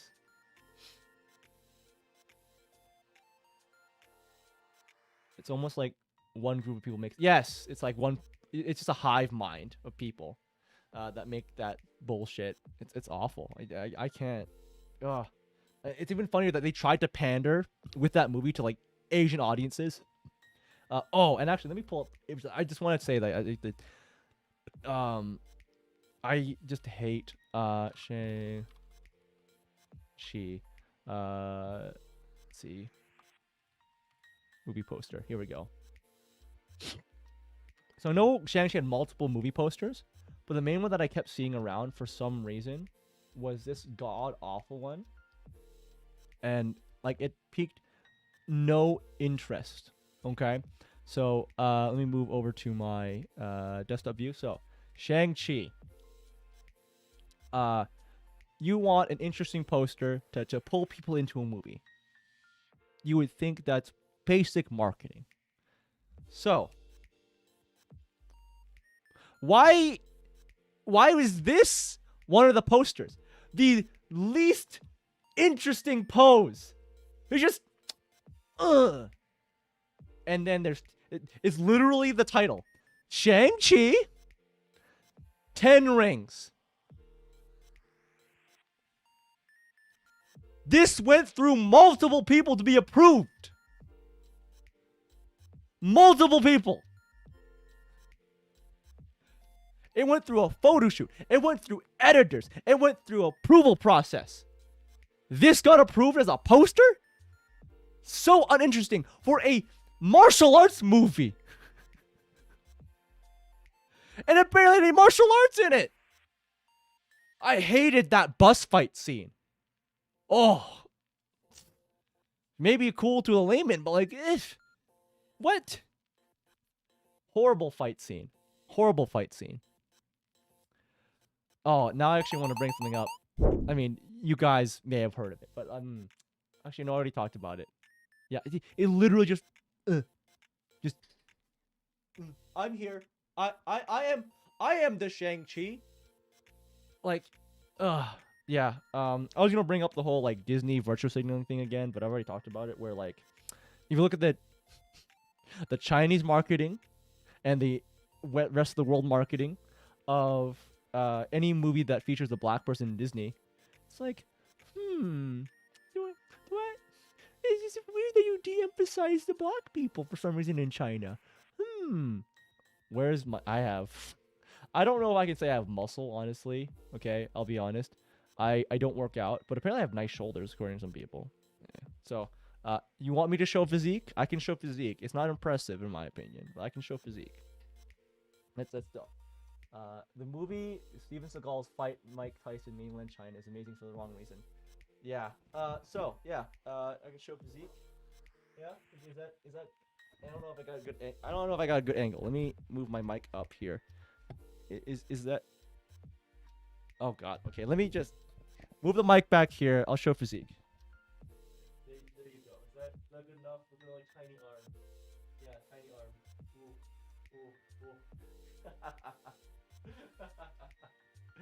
There you go. You're welcome. You're welcome.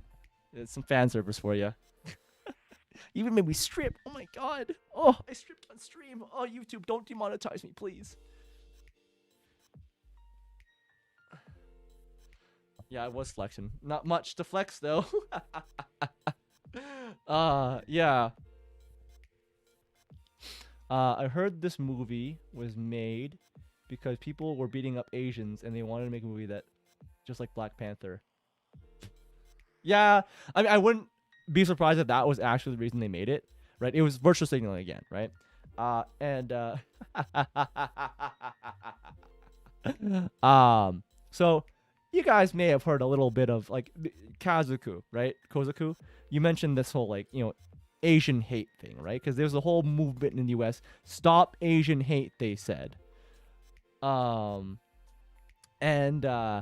what I find funny is that they conveniently forget who are the major perpetrators of crimes just that involve Asian people, right? It's not even a hate crime, right? I know. It's not a hate crime. They're just criminals that happen to involve Asian people, right? Crimes that involve Asian people, and it's so convenient that they like to forget that the perpetrators were a particular race. I'm not saying they're all at fault, but it's convenient that they say stop Asian hate. But when you say, well, who's the biggest perpetrator? They stop. It's like, why are you stopping? Huh? What's wrong? Is it bad to inquire about more stats? Because a lot of those perpetrators were black people.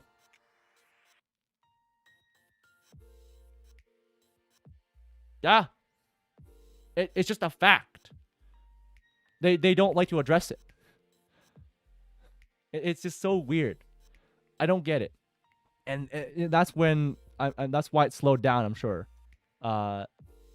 That whole movement, because they realized, oh shit, wait, if people actually find out who most of the perpetrators are, it'll look bad for black people. It's like, well, just a spade is a spade. A criminal is a criminal. I don't care about the race, right? And I can go into like similar things in the UK. I've heard god awful things that happen in UK where there are rape gangs, and the authorities are afraid of persecuting or even arresting these individuals because, like, they said, oh, we don't want to look racist. It's like, what? No, we just want you to capture criminals. That's it. That's all.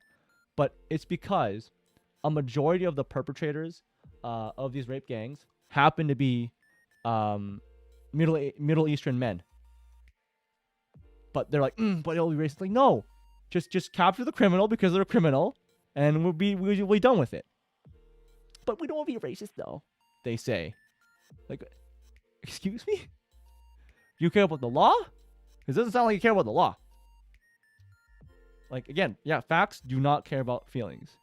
But yet, they care too much about their feelings. It's funny.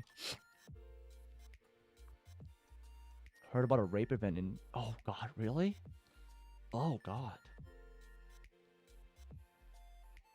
New Year's, Germany.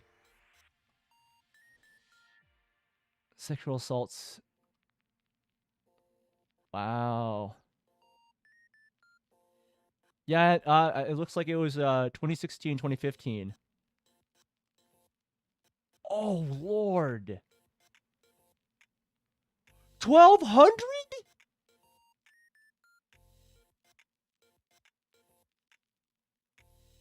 Public areas assaulted by groups of men.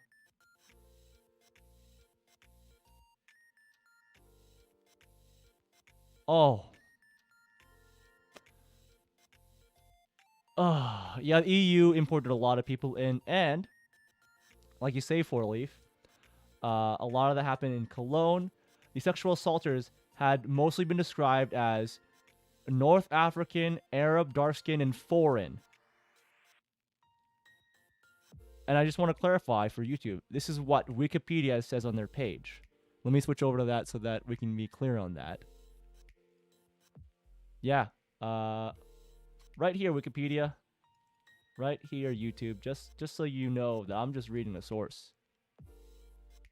Holy shit. About 1,200? Holy. The migrant crisis indeed. I've heard about it. Hi Koshe. We've jumped a lot of topics today. Wow, yeah. We got a little bit derailed. But the beginning topic was, man, it's bad that a lot of anime licensors come in and try to pull their own bullshit and don't care about the actual more hardcore audience. So yeah. I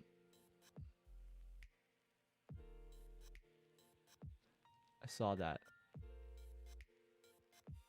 What? Issue with parents. Oh, I see. But yeah. We've jumped a lot of topics. How, a lot of things morph. Well, what a great, as always. One leaves, I guess. One really bad mother. I don't know, traumas. Oh. Okay. Yeah. At the end of the day, Wokie's bad. Including who are in the anime industry trying to push their agendas, and not really caring. They just want mainstream, right? They don't really care about the more, interested fans about having different, well, wanting something different, something foreign, something, you know, novel. Like, we gotta localize it. Yeah, it's a lot of, yeah, we've moved a lot, but like, yeah, it's unfortunate how a lot of things have gone. Yeah, we got on this talk about international crimes, because of we're talking about what Shang-Chi being awful, and Stop Asian Hate was an awful movement. I'm a little hot. Let me open the door a bit more. It's a little warm in this room. Yeah. I've had a lot of thoughts about stuff. Shang-Chi definitely, it's funny to me to talk about it. Because I know, ironic when I say it as an Asian man, but it's funnier because they pandered so hard towards Asian people. It will decrease since, so I notice like, men getting more interested in hobbies and stuff rather than dealing with women. Warm the word, including me. That grinds my gears. You'll never know when you woke licensor decided to screw up an IP and end up making legal means as a bad way to experience the product. Yeah. Oh, that's sad. They will continue to. I mean, as much as I want to stop them, right? They won't stop because they've got money from the mainstream, right? And that's it. We can't really do anything about it. We just have to find alternative ways to consuming the media that we like. That's the best we can do. Men getting interested in hobbies and rather than women. I'm not sure where you're coming with this, Kochi. But like I do see that it's a trend that like it's definitely harder for men around my age here to think, okay, this woman's gonna be good, because there's a lot of negativity out there about women who have high standards. So yeah. Sexual assaults. Oh. Oh, okay, I see what you mean. But yeah, no, it's not that like a lot of men dislike women. It's just like a lot of men, at least in the West here, find it harder to find companionship. Maybe they're looking in the wrong places. I like me a lolly as well, Mr. Kochi. I agree. I hope I'm pronouncing that name right. Unless it sounds suspicious when I say Kochi. Is it Kosh? Which means until the day they stop being bad, 7 seasons will always provide. Coochie. Coco. It is Coochie. I'll call you Coco because I don't want to say Coochie too much. There are women the same level as you. Pirate, yeah. There are definitely women on the same level, right? And that's just a struggle a lot of men are looking in the wrong places, possibly, right? Because there's a lot of I think what's they're called black pill, where they're seeing like, oh, women have such high standards, I can't find a good woman. So like, uh, yeah, I mean, I don't know much about the dating market, right? I only know what I've heard. Um, so like I am currently outside of the dating market. I'm okay with that. I'm not looking for anything right now. I tried to dump me before a date, and it's like, well, there was potential. Ah, yeah, I see. Um, yeah, I think it's okay that guys aren't able to find a partner right now. Um, it's not good that there are a lot of men are lonely, but there's a lot of, I guess, factors into why men aren't going out to date. Because I think that men are pushed to work so much they don't have time to actually find time to date. For me, I have time. I don't care to. I don't care to find companionship of that sort yet. I'm pretty happy with the friends I've got, the people in my life. I'm not looking to find a partner right now. I'm okay with that.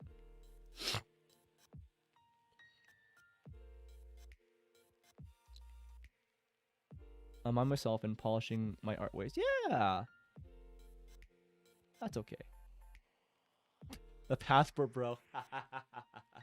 That's definitely a thing. That's definitely a thing. Absolutely, for sure. Uh, because there's is a, and Pan, I know you're from a different country, even region of the world. Uh, but there is a certain kind of Western dating culture that um is different from where you are.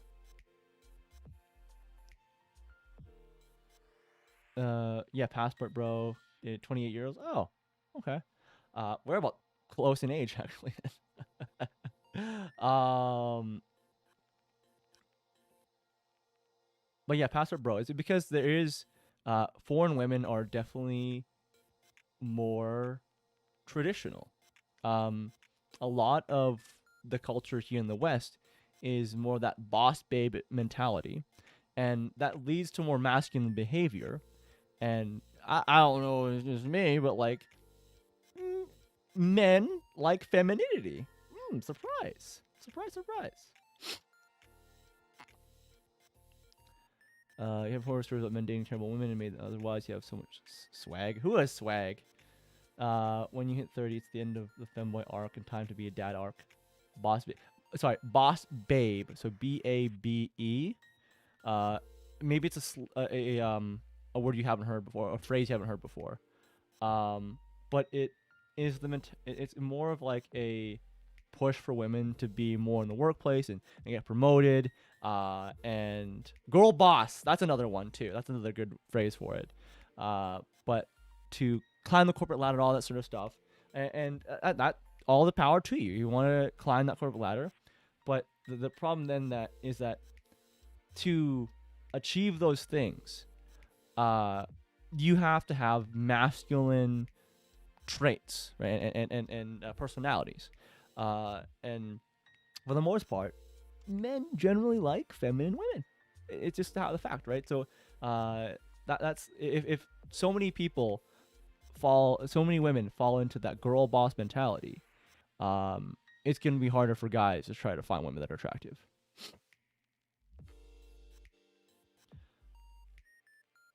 I like that you are not afraid to say what you think. You might Tricky Tom. Oh, I've heard of Tricky Tom. I've watched a few videos here and there. Uh, a boss, I told her I wanted to have a clone of her, younger and same age. Cause dang, I could make silly puns and moments speaking Tricky Toms. Aw, yeah. Tricky Tom, interesting guy. I remember he actually did do a video talking about like the hypocrisy of Nyanners, I believe, and I have been meaning to watch more of his stuff. Actually, I've been meaning more stuff. I try to just say what I want. Um, Leafy clone. Yeah, I can kind of see what you're saying with that, Leafy clone. But I just try to be honest with what I'm saying here. I know, uh, Coco. Yeah. Absolutely. I know he follows the um anime scene and VTuber scene.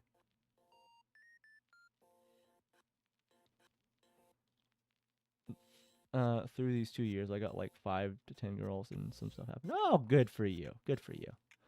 Oh, hi, Master Chief. Sorry, I didn't get to address you. Hi, how you doing?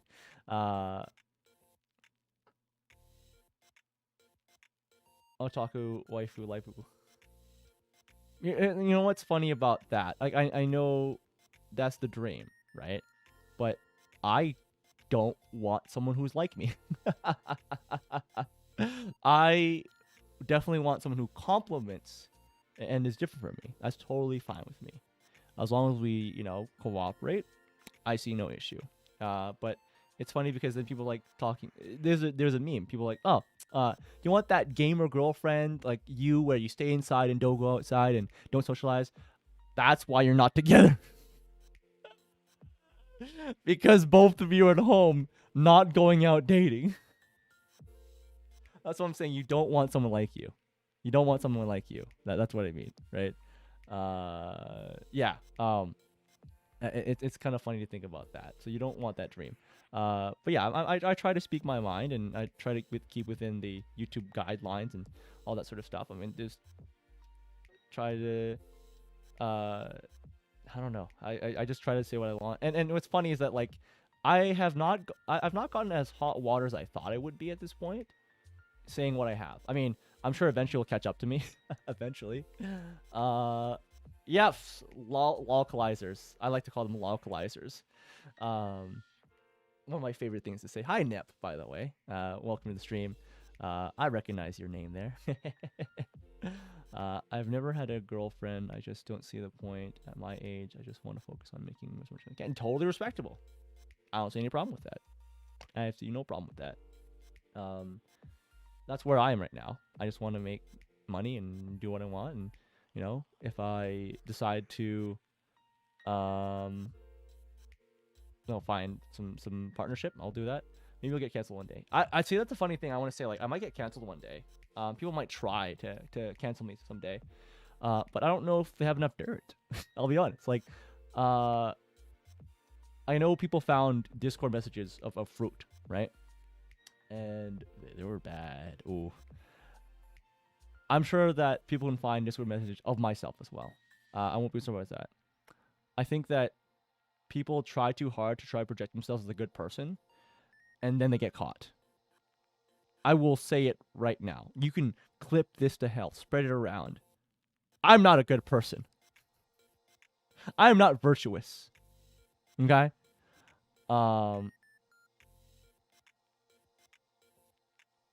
Yeah, be bad from day one. Absolutely, Pan. I agree, right? I like I said, I'm not a virtuous person. Okay? I may have some virtues that I upkeep, but I am not a virtuous person. I'm not an angel. I'm not some priest. I'm not a perfect person. I've done things that people might not think that are good. But I know that I've not done anything illegal, right? That would be like sexual assault. I'm not doing that. I'm not being like, oh yeah, I hate this group of people. Yeah, it's just people who virtue signal too hard and then get caught. I'm like, no, I'm not virtue signaling for any shit. I don't need to. I'm being me. Being lolicon is not bad, or lolicon. Being a lolicon is not bad. Absolutely agreed, right? But it's weird that people try to equate being a lolicon with being an actual pedophile. But then this is where we've talked about misuse of language. People think that people use lolicon in the context of like what the Japanese use that word for. No. Western anime fans.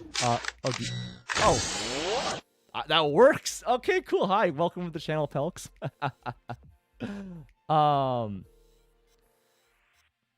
But yeah, they misuse the word, and they don't realize that. And plus, a lot of virtue signaling people try to so hard, and they turn out to be the actual pedos themselves. Oh boy. For me, nothing happened. I'm into lollies, sort of, but I'm not going to unfollow some for liking. Yeah, totally fine. But I've seen a lot of, last 2 years ago, there's a lot of kerfuffle in the VTuber scene about that. It's funny. Pan, yeah, thanks for hanging out, Pan. Always good to have you. You know what to say. You can't get canceled if you don't care. Absolutely, right? The problem that people have when they get canceled is they apologize.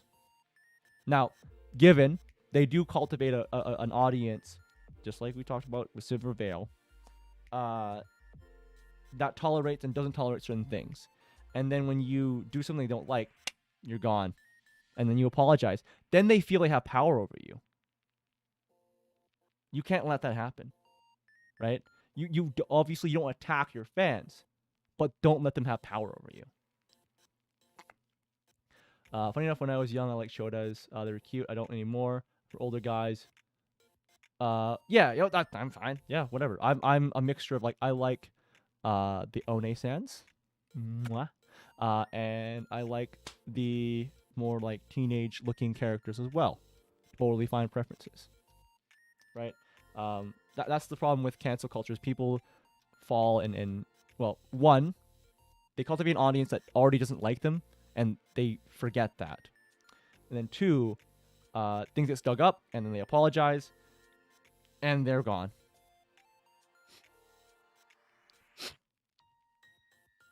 One funny thing I found about XX Lollies was about Sakura Card Captor me at 26. Really? What? Oh, I see. I also hope. Oh, Lewd. Sakura. Okay, I have not seen any. Pick Me. I hope Pick Me is doing well. I know she's been quiet for quite a while. It's unfortunate that happened. Like I don't think she cultivated a audience of wokies, right? I don't think she did. But it's just that she's so popular that she attracted the wrong kind of people, and she's now also apologized to them, which is, I wouldn't say it's a mistake, but it's definitely a bad move on her part. I'm sure she's doing with other things right now. I hope she's doing well. But it's sad, yeah, when people try to cancel you, it's not good to apologize. Like just say, yeah, I did it, and move on. Right? I know it's really rich coming from me who's not had to deal with that yet. But yeah. I don't know if I want to care for IRL women streaming. I'm just VTubing. It's totally fine to vibe in VTuber land. It's just that I actually talked about this before. In VTubing, in entertainment, there has to be a separation between the character and IRL shit. Like I definitely emphasize that because a couple of years ago, 2 years ago, almost 2 years exactly, I found this VTuber. She seemed fun. I liked her content, and then I'm like, okay, cool. I'll follow you on Twitter. I'll follow you on YouTube. And then January 6th happened. If you've heard of that event, it's a bit of a political like wave in the U.S. Whatever your side is on that, it happened. And then for some reason, and maybe she is just always on IRL shit anyways, this VTuber I followed said, I just disavow all of this. It's so bad. I can't believe it's an attack on democracy, all that. And I'm like, whoa. I followed you because funny anime woman playing video games. Now you're putting this shit in. Why? I didn't need this. Yeah. People wanting to protect fictional characters. That's what happened to Pick Me. Yeah, protecting. That's a funny thing. Yeah, protecting fictional characters. Yeah, the whole thing about anti-lollies, like the poor character. What is it? Yeah. Galaxy Far Far Away. What's wrong with Hogwarts Legacy? Trans characters in game. No idea. I don't play much games, so I don't know much about it. And people lost their mind being connected to Harry Potter. So summary. Connected to Harry Potter. People say that J.K. Rowling is a transphobe. So they're all like, we gotta not let people play that game because it directly supports J.K. Rowling as an author, right? So, okay, fine. If you don't want to play a game, that's fine. But then the same virtuous people say, I want to support trans people. I want to be a hug box. I want to be nice. Went out of their way to bully people not to play the game. Pick Me was a victim of this, where they bullied her and she had to cancel playing, and she's been silenced ever since. Whatever your opinion on Shoujo and Silver Veil is, whatever it is, I have a negative opinion, sure. But They bullied Silvervale on stream to bring her to tears. What a supportive, inclusive community of people, huh? How supportive? Yeah. Right? Again, I don't care what your opinion on Bishojo is, but it was abhorrent behavior from the people who think they're so virtuous to bully both Pick Me and Silvervale. Again, such a strange dissonance in cognitive, such strange cognitive dissonance, right? It's so awful. Yeah, exactly. If they want to play a game, it's their choices. Respect it. Anti-trans claims. Oh, yeah. Actually, I can give you a small summary. What's funny, we're talking about this whole cultivating audience and canceling shit, right? For it's years ago, J.K. Rowling went out of her way to virtue signal and say a lot of weird stuff about the canon of Harry Potter. And what was really weird, one that I noted was like, she's like, oh, by the way, a lot of Hufflepuffs have orgies. I'm like, the fuck, these are kids, right? So she went out of the way of that. She went the weird route, tweeting about stuff, and then suddenly, she went. I don't remember what happened, but then a certain thing happened, and then she spoke out saying, "Hey, you know what? I'm anti-trans." That's what she said. And then she got canceled by the same people that she was trying to pander to, right? And she's obviously not canceled, but she did get like a bunch of hate towards her because then she's like, I now express a different opinion from generally what I've been saying. That's ever since then. That's why she's been vilified in that particular group of people. Yeah, that orgy stuff was really weird. That one really stuck out to me. I can't remember what other weird stuff she said, but it's in that vein of like pandering to some weirdos online about the canon of Harry Potter. Yeah, it's just hilarious. It's a funny, rabbit hole to go into. Like, look into it yourself, obviously. But yeah, no, I mean, I don't really care about respecting like new VTubers. I respect people. Just respect people. Right? That's it. Just bottom line, just respect people. Now, if they do something that makes you lose respect, yeah, all the power to you. Maybe stop watching them. Don't be a drama bait YouTuber like me. I love that I can use that a lot now. Just to spite that guy. But I mean, he's not watching my shit anyways. But I just like saying that because like it's something that was pointed towards me. I never knew. I'm glad at least this only happens in the West. I've seen that Holla JP is no problem. Yeah, no problem at all. Again, remember that Japan is a totally different culture as ours. Like, not ours. Yeah, I would say from where the US and Canada is. They're totally different. They don't follow the same weird, like, I guess, trends, right? They're very different over there, and that's why they don't care about whatever's happening over here and then the canceling of J.K. Rowling or whatever. It's just like, oh, look, fun game. Play Wizard or Witch. Great. In the words of Pekara, why can't I use this curse on people? Surprise Pikachu when she's in Slytherin. Why? JP VTubers being harassed. Now, maybe they are, but we don't know about it. That's the other side. Maybe we don't know about it, right? Because they were, if we talk about not being harassed, but then there was that whole thing a couple of years ago. You remember when, what was it? Hachima and Coco did an oopsie and said that Taiwan is a country, right? They got bullied for sure. Now, obviously not from the JP fans, but they definitely got bullied, unfortunately.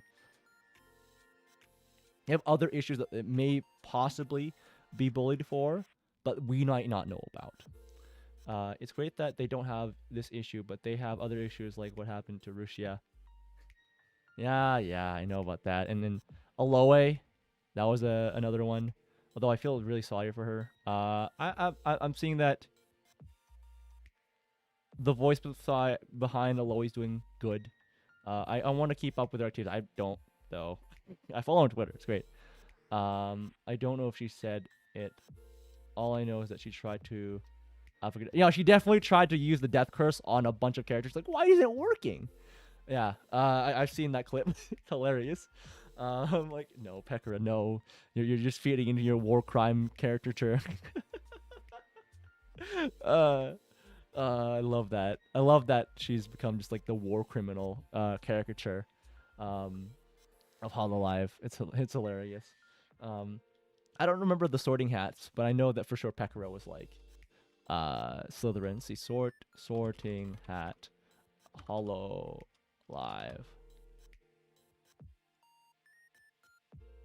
Oh, there is an image for it. Nice.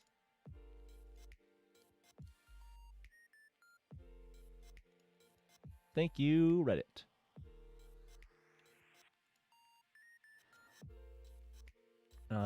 Mad Rabbit Hole. Yeah, Mad Rabbit Hole Live. Heard that some people still get canceled for saying Taiwan is a country in China. Yeah, no, they definitely do.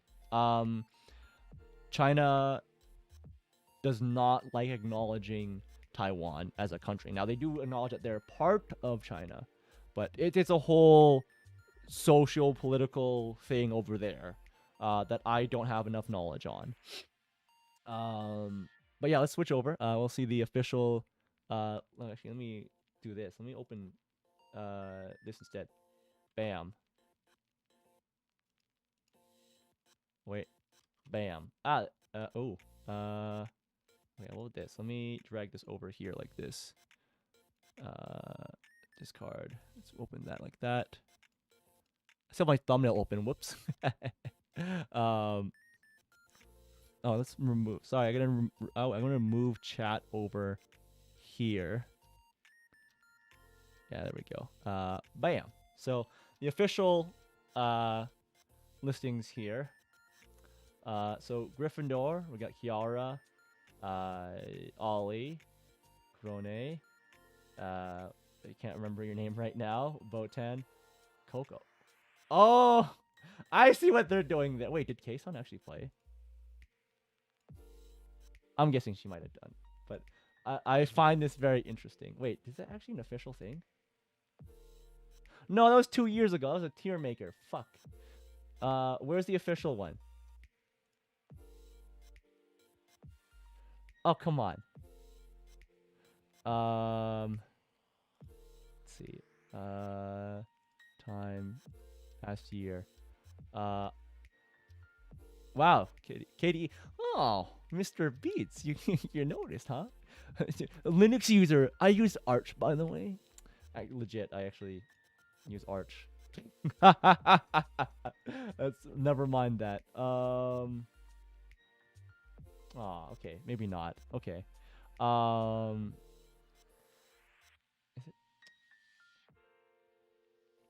Is it where's no, I want past month then.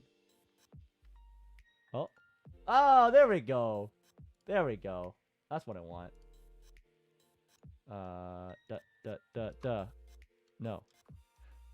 Fine. I'll just image crop to con. Oh.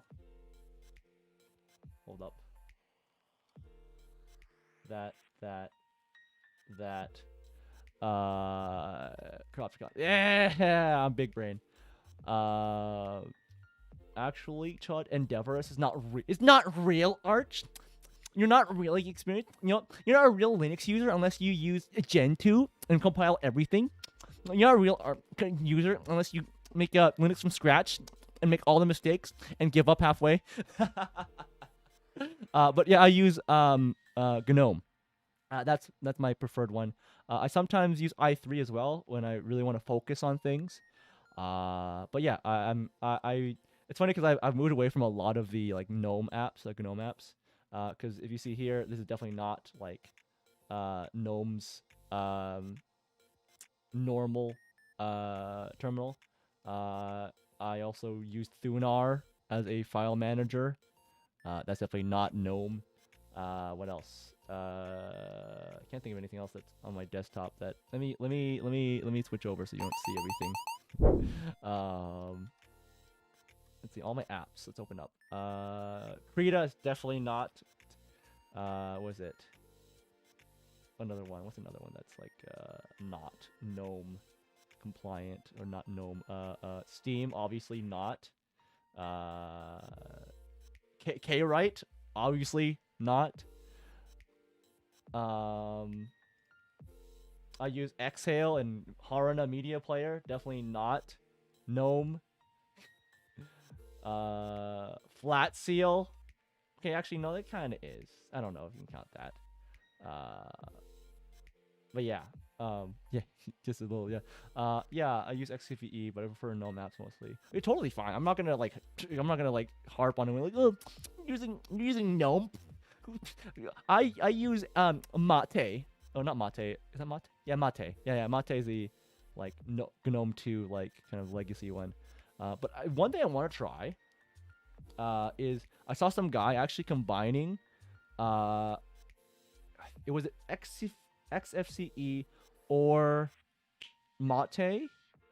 No, not Mate. Yeah, Mate with i3 Window Manager. I want to try that. I want to do that in a virtual machine first before I actually really try it. But XFCE, beautiful stuff too. I'm not going to discriminate. Someone's like, you're using a different DE. But back on topic. Back on topic about tier lists. And so we got Louis in Gryffindor, Botan, Hachima, also in Gryffindor, Ravenclaw. Oh, I see what they did there. Is it? Wait, let me check if it's official though. Like,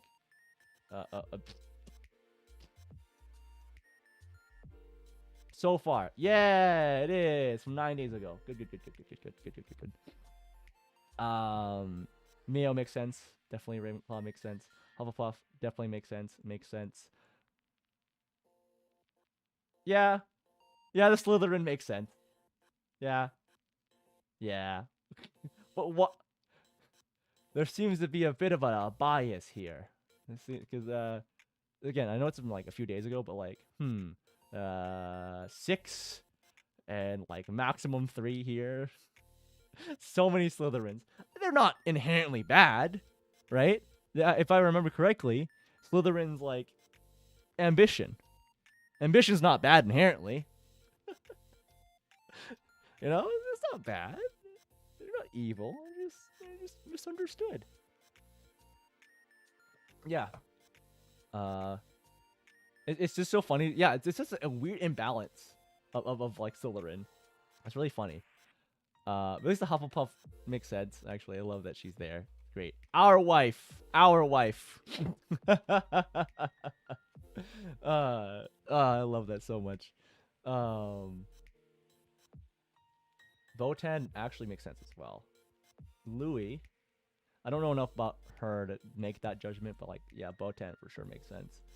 Ravenclaw. Now, Mio.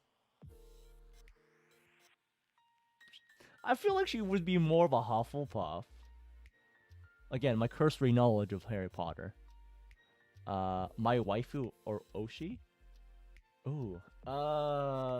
Oshi. Kind of tough. If we're strictly speaking, like, let's say Hololive.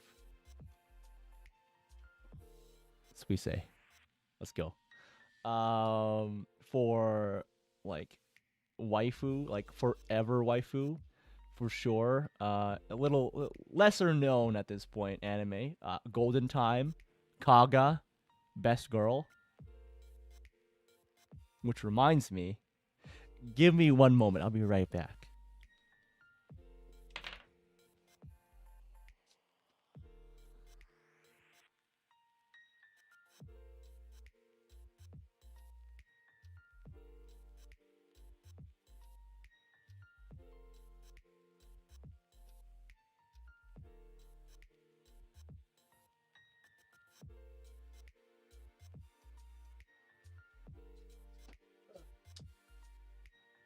Okay.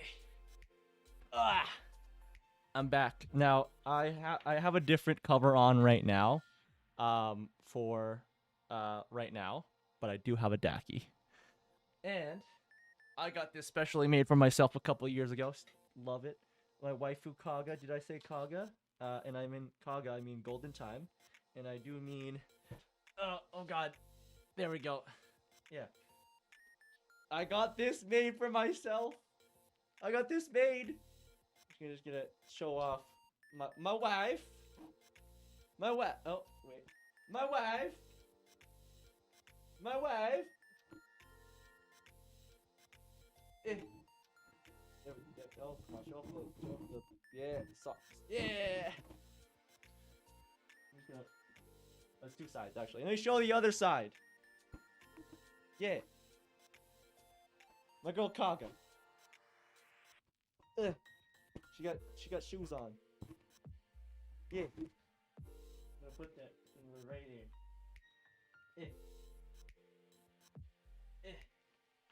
Yeah. So, hey, I didn't say the socks are like that, but like I like the thighs, man. Look at them thighs though. They're drawn well.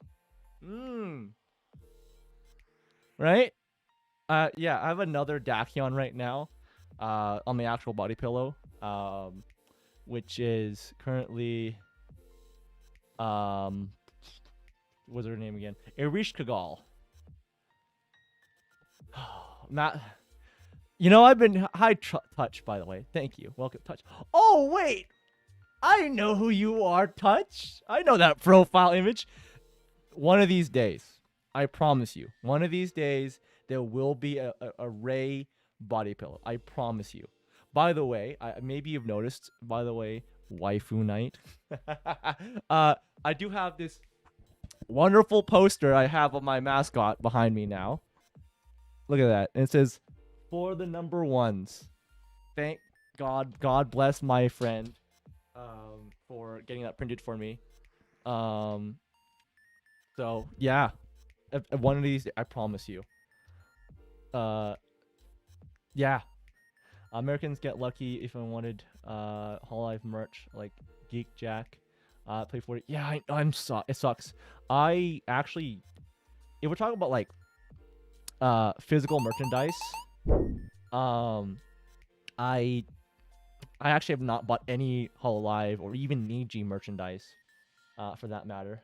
So yeah, I'm just impatient. I'll be honest, I'm impatient. But yeah, that print I'm so happy for. Oh, it's so good. I love having that as my backdrop. It's so good. God bless my friend. Oh, it's so good. I'm just gushing about it.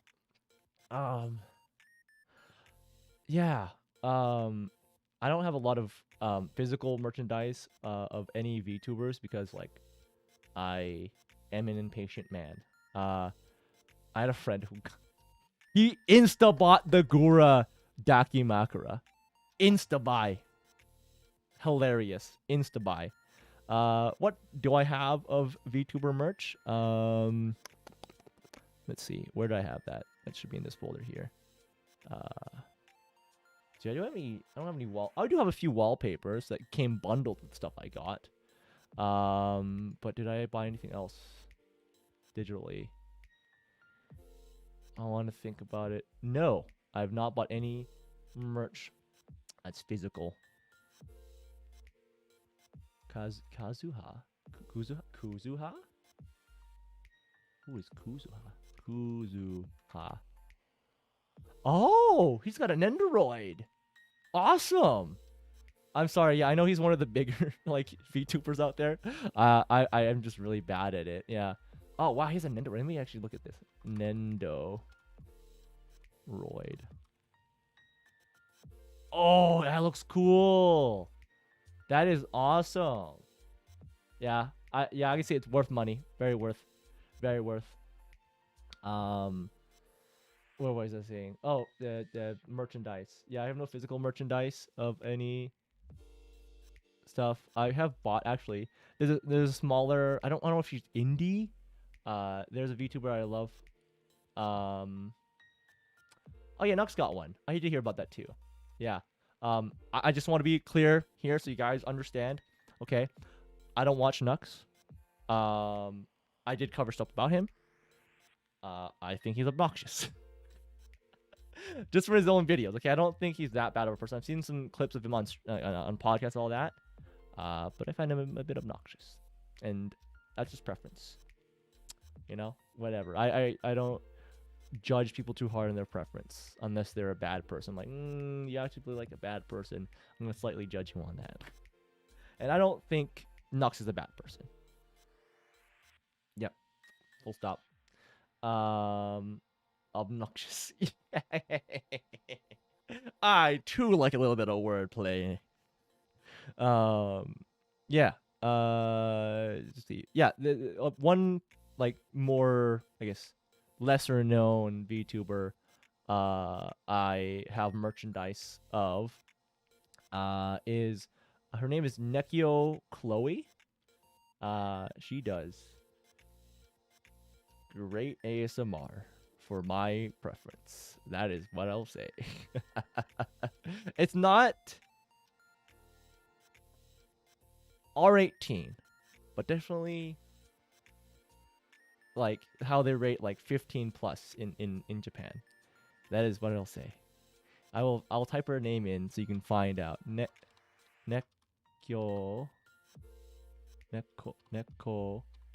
yo Chloe. You want to find her? Be my guest. If it's not your preference, you don't judge.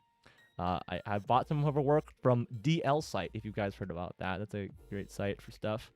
I've bought actually a lot of stuff on there. Holy shit. For let's see, VTuber merch. There was a VTuber named Shura. She was under Amber Glow for a time. I have her voice pack. I regret not be downloading her like little clip from a time ago. Sad. I messed up. I forgot to download it. I'm sad. For Niji. You guys, did you guys know about their scolding and pampering voice sets? I got wait, did I? Is that a separate? Oh, that's weird. It's a separate one. I may have gotten Gundo Mires. I may have also gotten Anna and Celine's.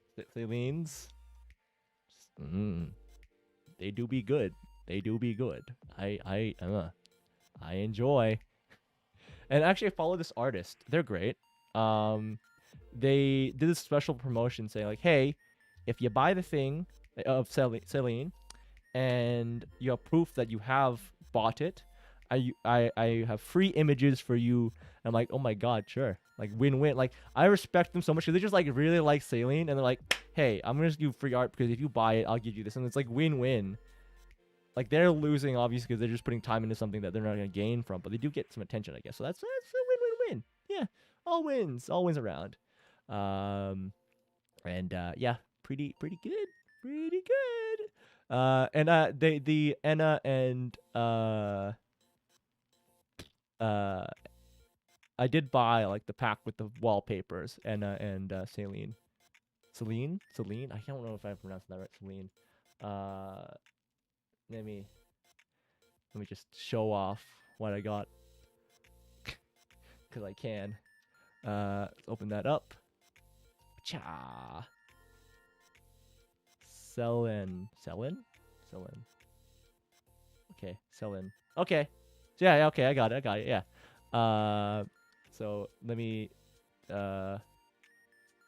cha. I got a green screen ready for all this. Wow, chat looks horrible. Ugh. I'm sorry, there's just the ray in the background looks horrible. The wallpaper. We got Saline. That one's good. Anna, that's adorable. This one's cool too, right? It's extended one, combo extended, wide, wide, big, 16:9, right? Lovely. I think that's the end of it. Yeah, it'd be good. It'd be good. Mwah. It'd be good. Let me just swap back. Mwah. Worth, in my opinion. Yes, waifu night. Yes. I agree. Yes. I'd be very okay with that. Which reminds me, actually, a friend of mine, he bought the Gura Valentine's voice set, and like he may have given me a copy of it. I traded him for one of the other Valentines of Hollow Live that we both bought. Okay, so Gura and Celine, I feel like they've got like that chill gamer girl vibe. Pretty good, pretty awesome. I like it. And Gundo Mire, I'm sad there's no images for that, but scolding voice on point for sure. Pampering voice, have not listened to that one yet. I want to. Man, I just sound like one of those like parasocial uh guys. I like to think I don't suffer from that. Maybe I do. I'll try not to be ignorant about that. But yeah, we didn't trade Valentine's. Well, okay, actually, it does sound like it. Nah, but we did trade the voice clips. So he gave me one, so I gave him one for free too. So I hope that doesn't count as like piracy or illegal distribution.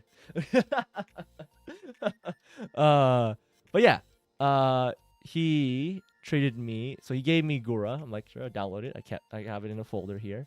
And he gave me, so I gave him one of the ones I bought. So I have multiple, and I gave him Fauna. He's like, I gave him a choice. Like, here's the ones. He's like, Fauna. I'm like, yeah, excellent choice, my dude. And I gotta say, if you guys are considering getting it, I don't know about the other lengths of the other ones, right? But let me look at this length again. Medium, but yeah. The length of Fauna's, it's 6 minutes and 29 seconds. The lengthiest of the ones I bought, and even longer than the Guras. Guras is 3 minutes and 41 seconds. Fauna's a good value from what I know. So, like, if you're considering getting the Valentine's voice packs from any of Hololive English and wondering, what's a good value? Fauna. Definitely. It's good. It's good. Gucci. I had to, I had to actually decide, like, how much money do you want to spend and which ones do I want to not buy. Like, no offense to any of the other talents. I'm like, I've pruned it down to these ones, and that's all. So, yeah. I'm just flexing my VTuber merch that I got. Or lack they're physical. I have a lack of physical of merch. But yeah, I the Gura one, good. I enjoyed it. I've yet to actually finish the Fauna one, but it's good too from what I hear already.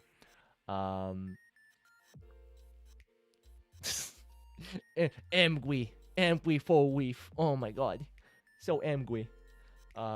Yeah, oh, that actually reminds me. I actually bought, and I saw pre-orders for the was it Weiss Schwartz trading card game for the second wave of Hololive. I kind of want to get another box because actually, do you guys? I don't know if you notice in the background actually because my mic arm covers it. Behind Agumon, let me. Oh, whoops, mic arm. Oh.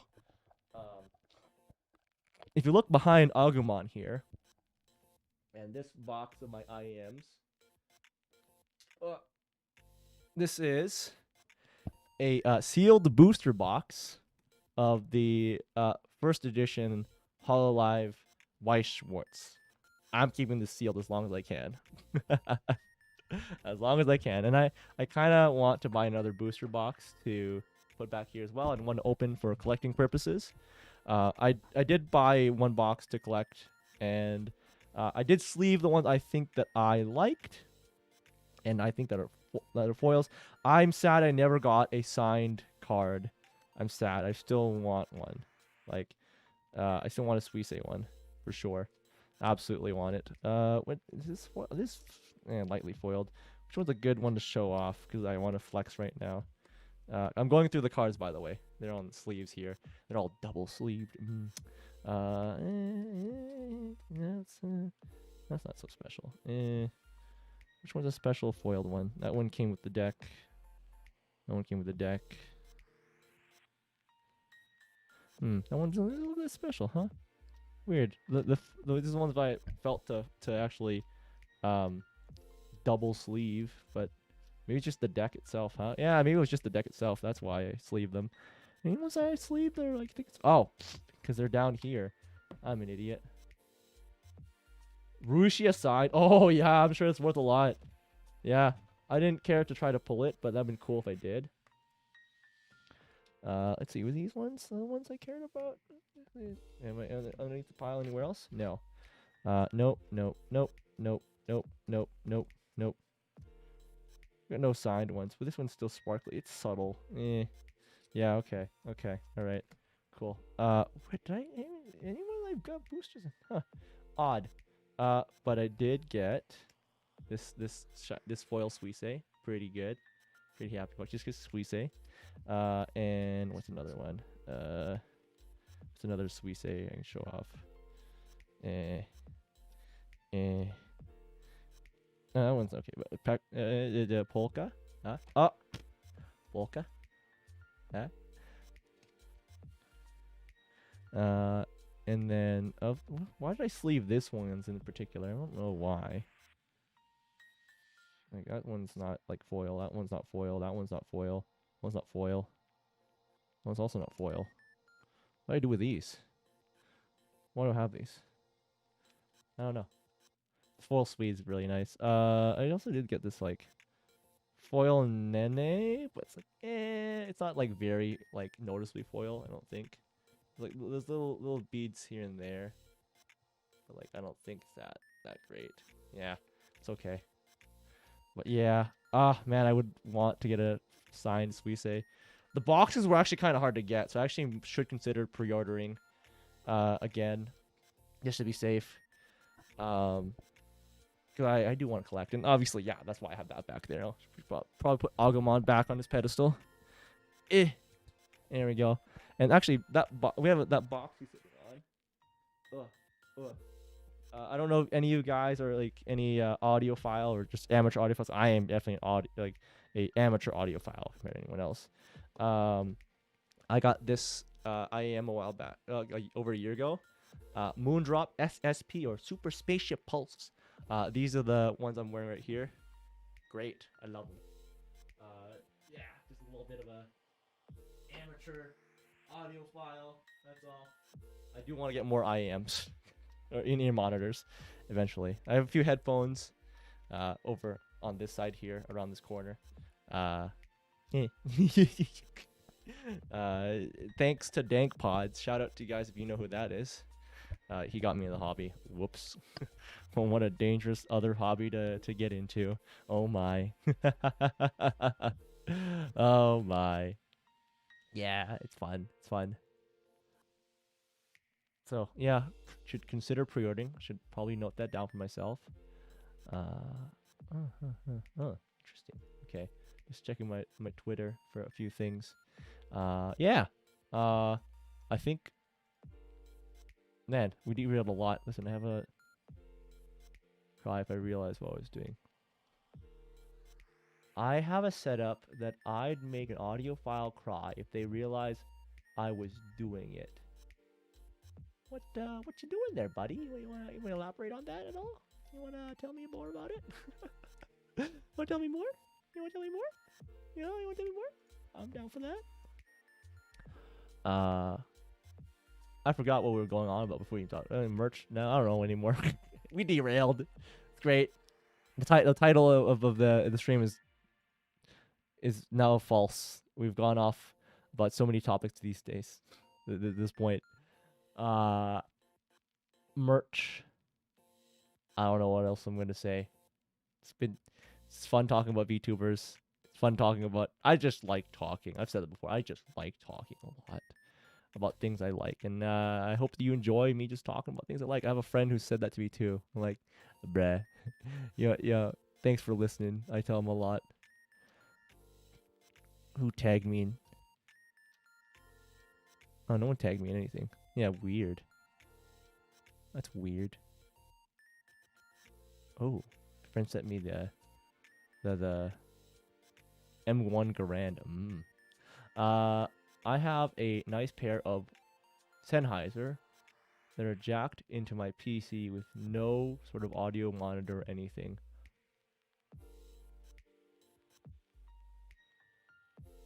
We were talking about bad localization. Definitely. We derailed. We went, wait, I don't care. My stream, you know what? My rules. My rule says whatever I want to talk about, we talk about.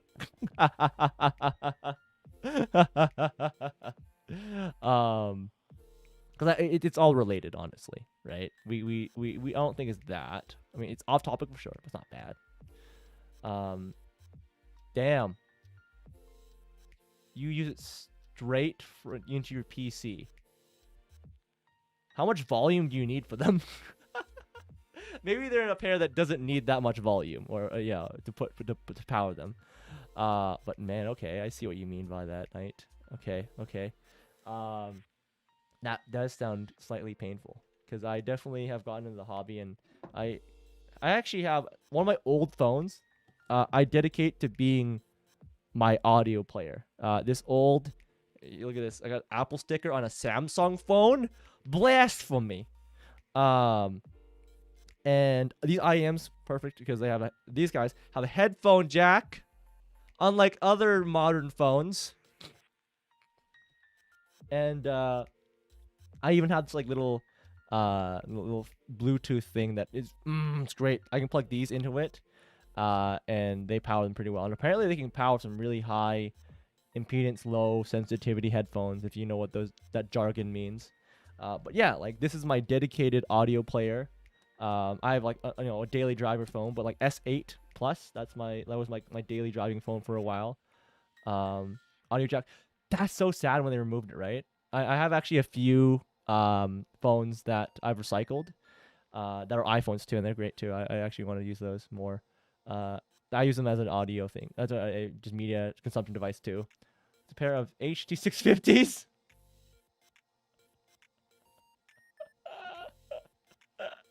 Yeah, you need an audio interface or like an amplifier, but like 20%, that's actually not bad though. Huh. They don't need that much power, do they? Huh. Let's see. HD 650S. I'm gonna read some specs of this guy here. And it looks like you have an older pair too. Interesting, huh? Features. Oh, here we are.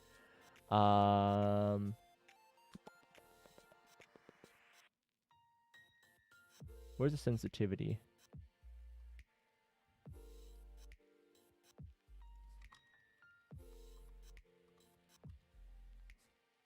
Because it has an impedance of 300 ohms. So I'm wondering what the sensitivity is. Pretty good. Okay, okay, okay. Yeah. iPhones were being forced to use Type-C plugs instead of their usual.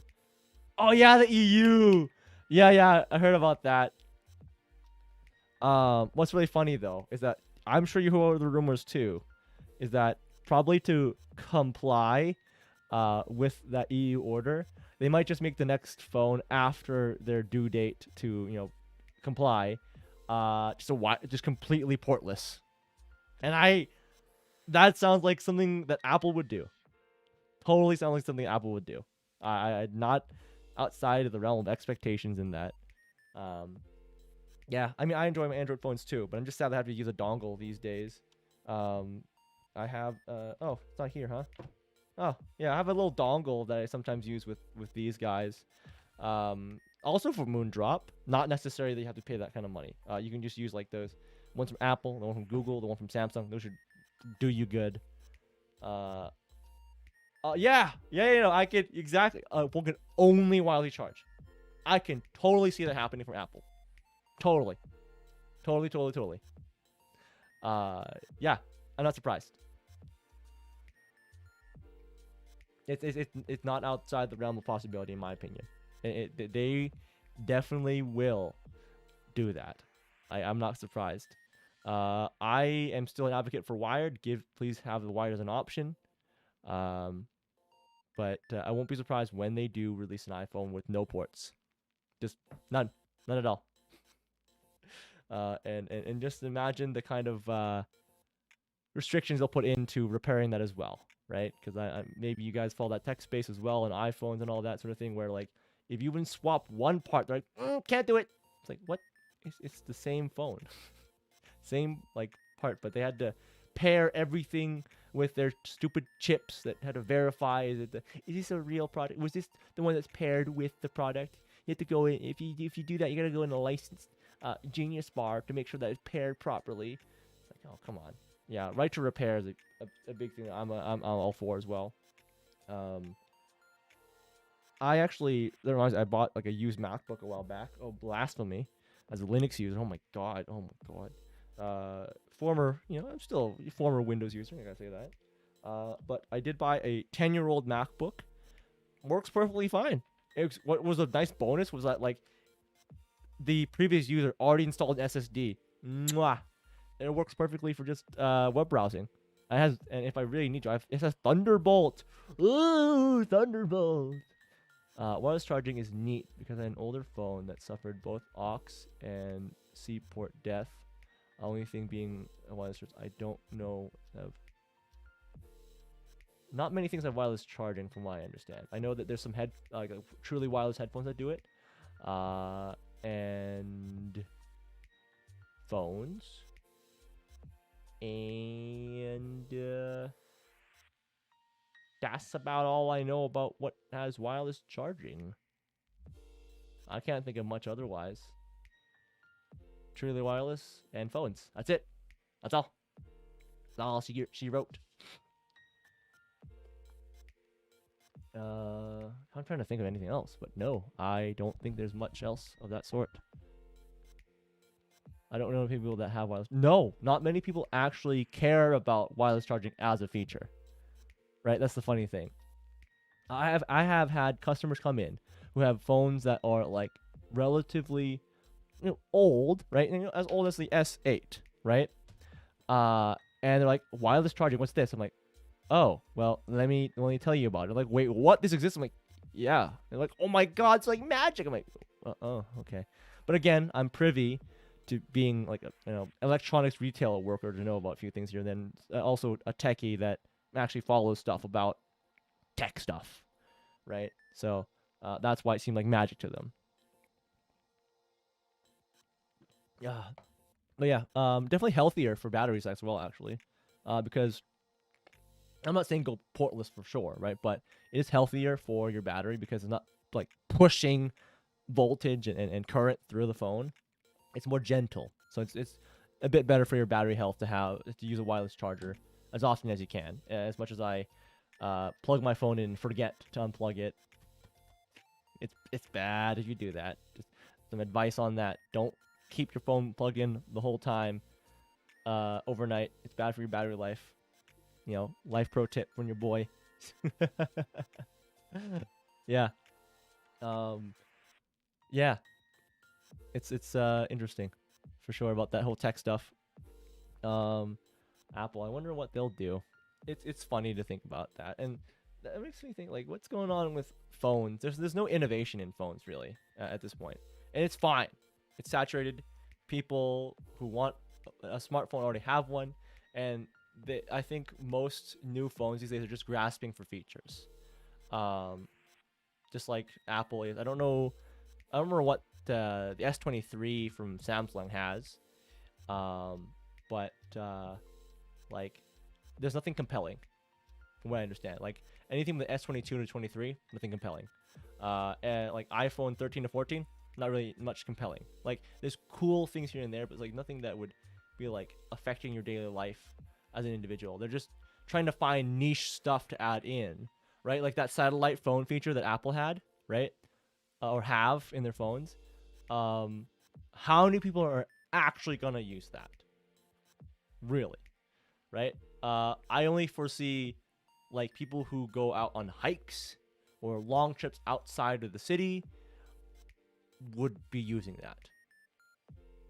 I don't see many people actually. It's just another feature just to fill out the list of features from Apple, right? That's the thing. Open the door. It's getting hot again. This room is tiny. This studio room is tiny and does not have good airflow. Oh boy. Well yeah. I think I'm done rambling, guys. Unfortunately, I am tired. I thank you guys for sticking around, talking about random stuff, and even also the you know, localizer bad, localizers as you've called it. So, I want to sign out for the night. Again, thank you guys for hanging out. It's fun. I'll try to host more just talking streams. I enjoy it quite a bit, and I hope you guys have a good day, good night, uh, good afternoon, whatever it might be, and I'll hopefully see you guys in the next video or stream. I look forward to editing this down actually to just highlights. I actually have been having fun with that. But yeah, have a good night. I'll see you guys in another day or whatever. I'm going to switch to the screen and say goodbye.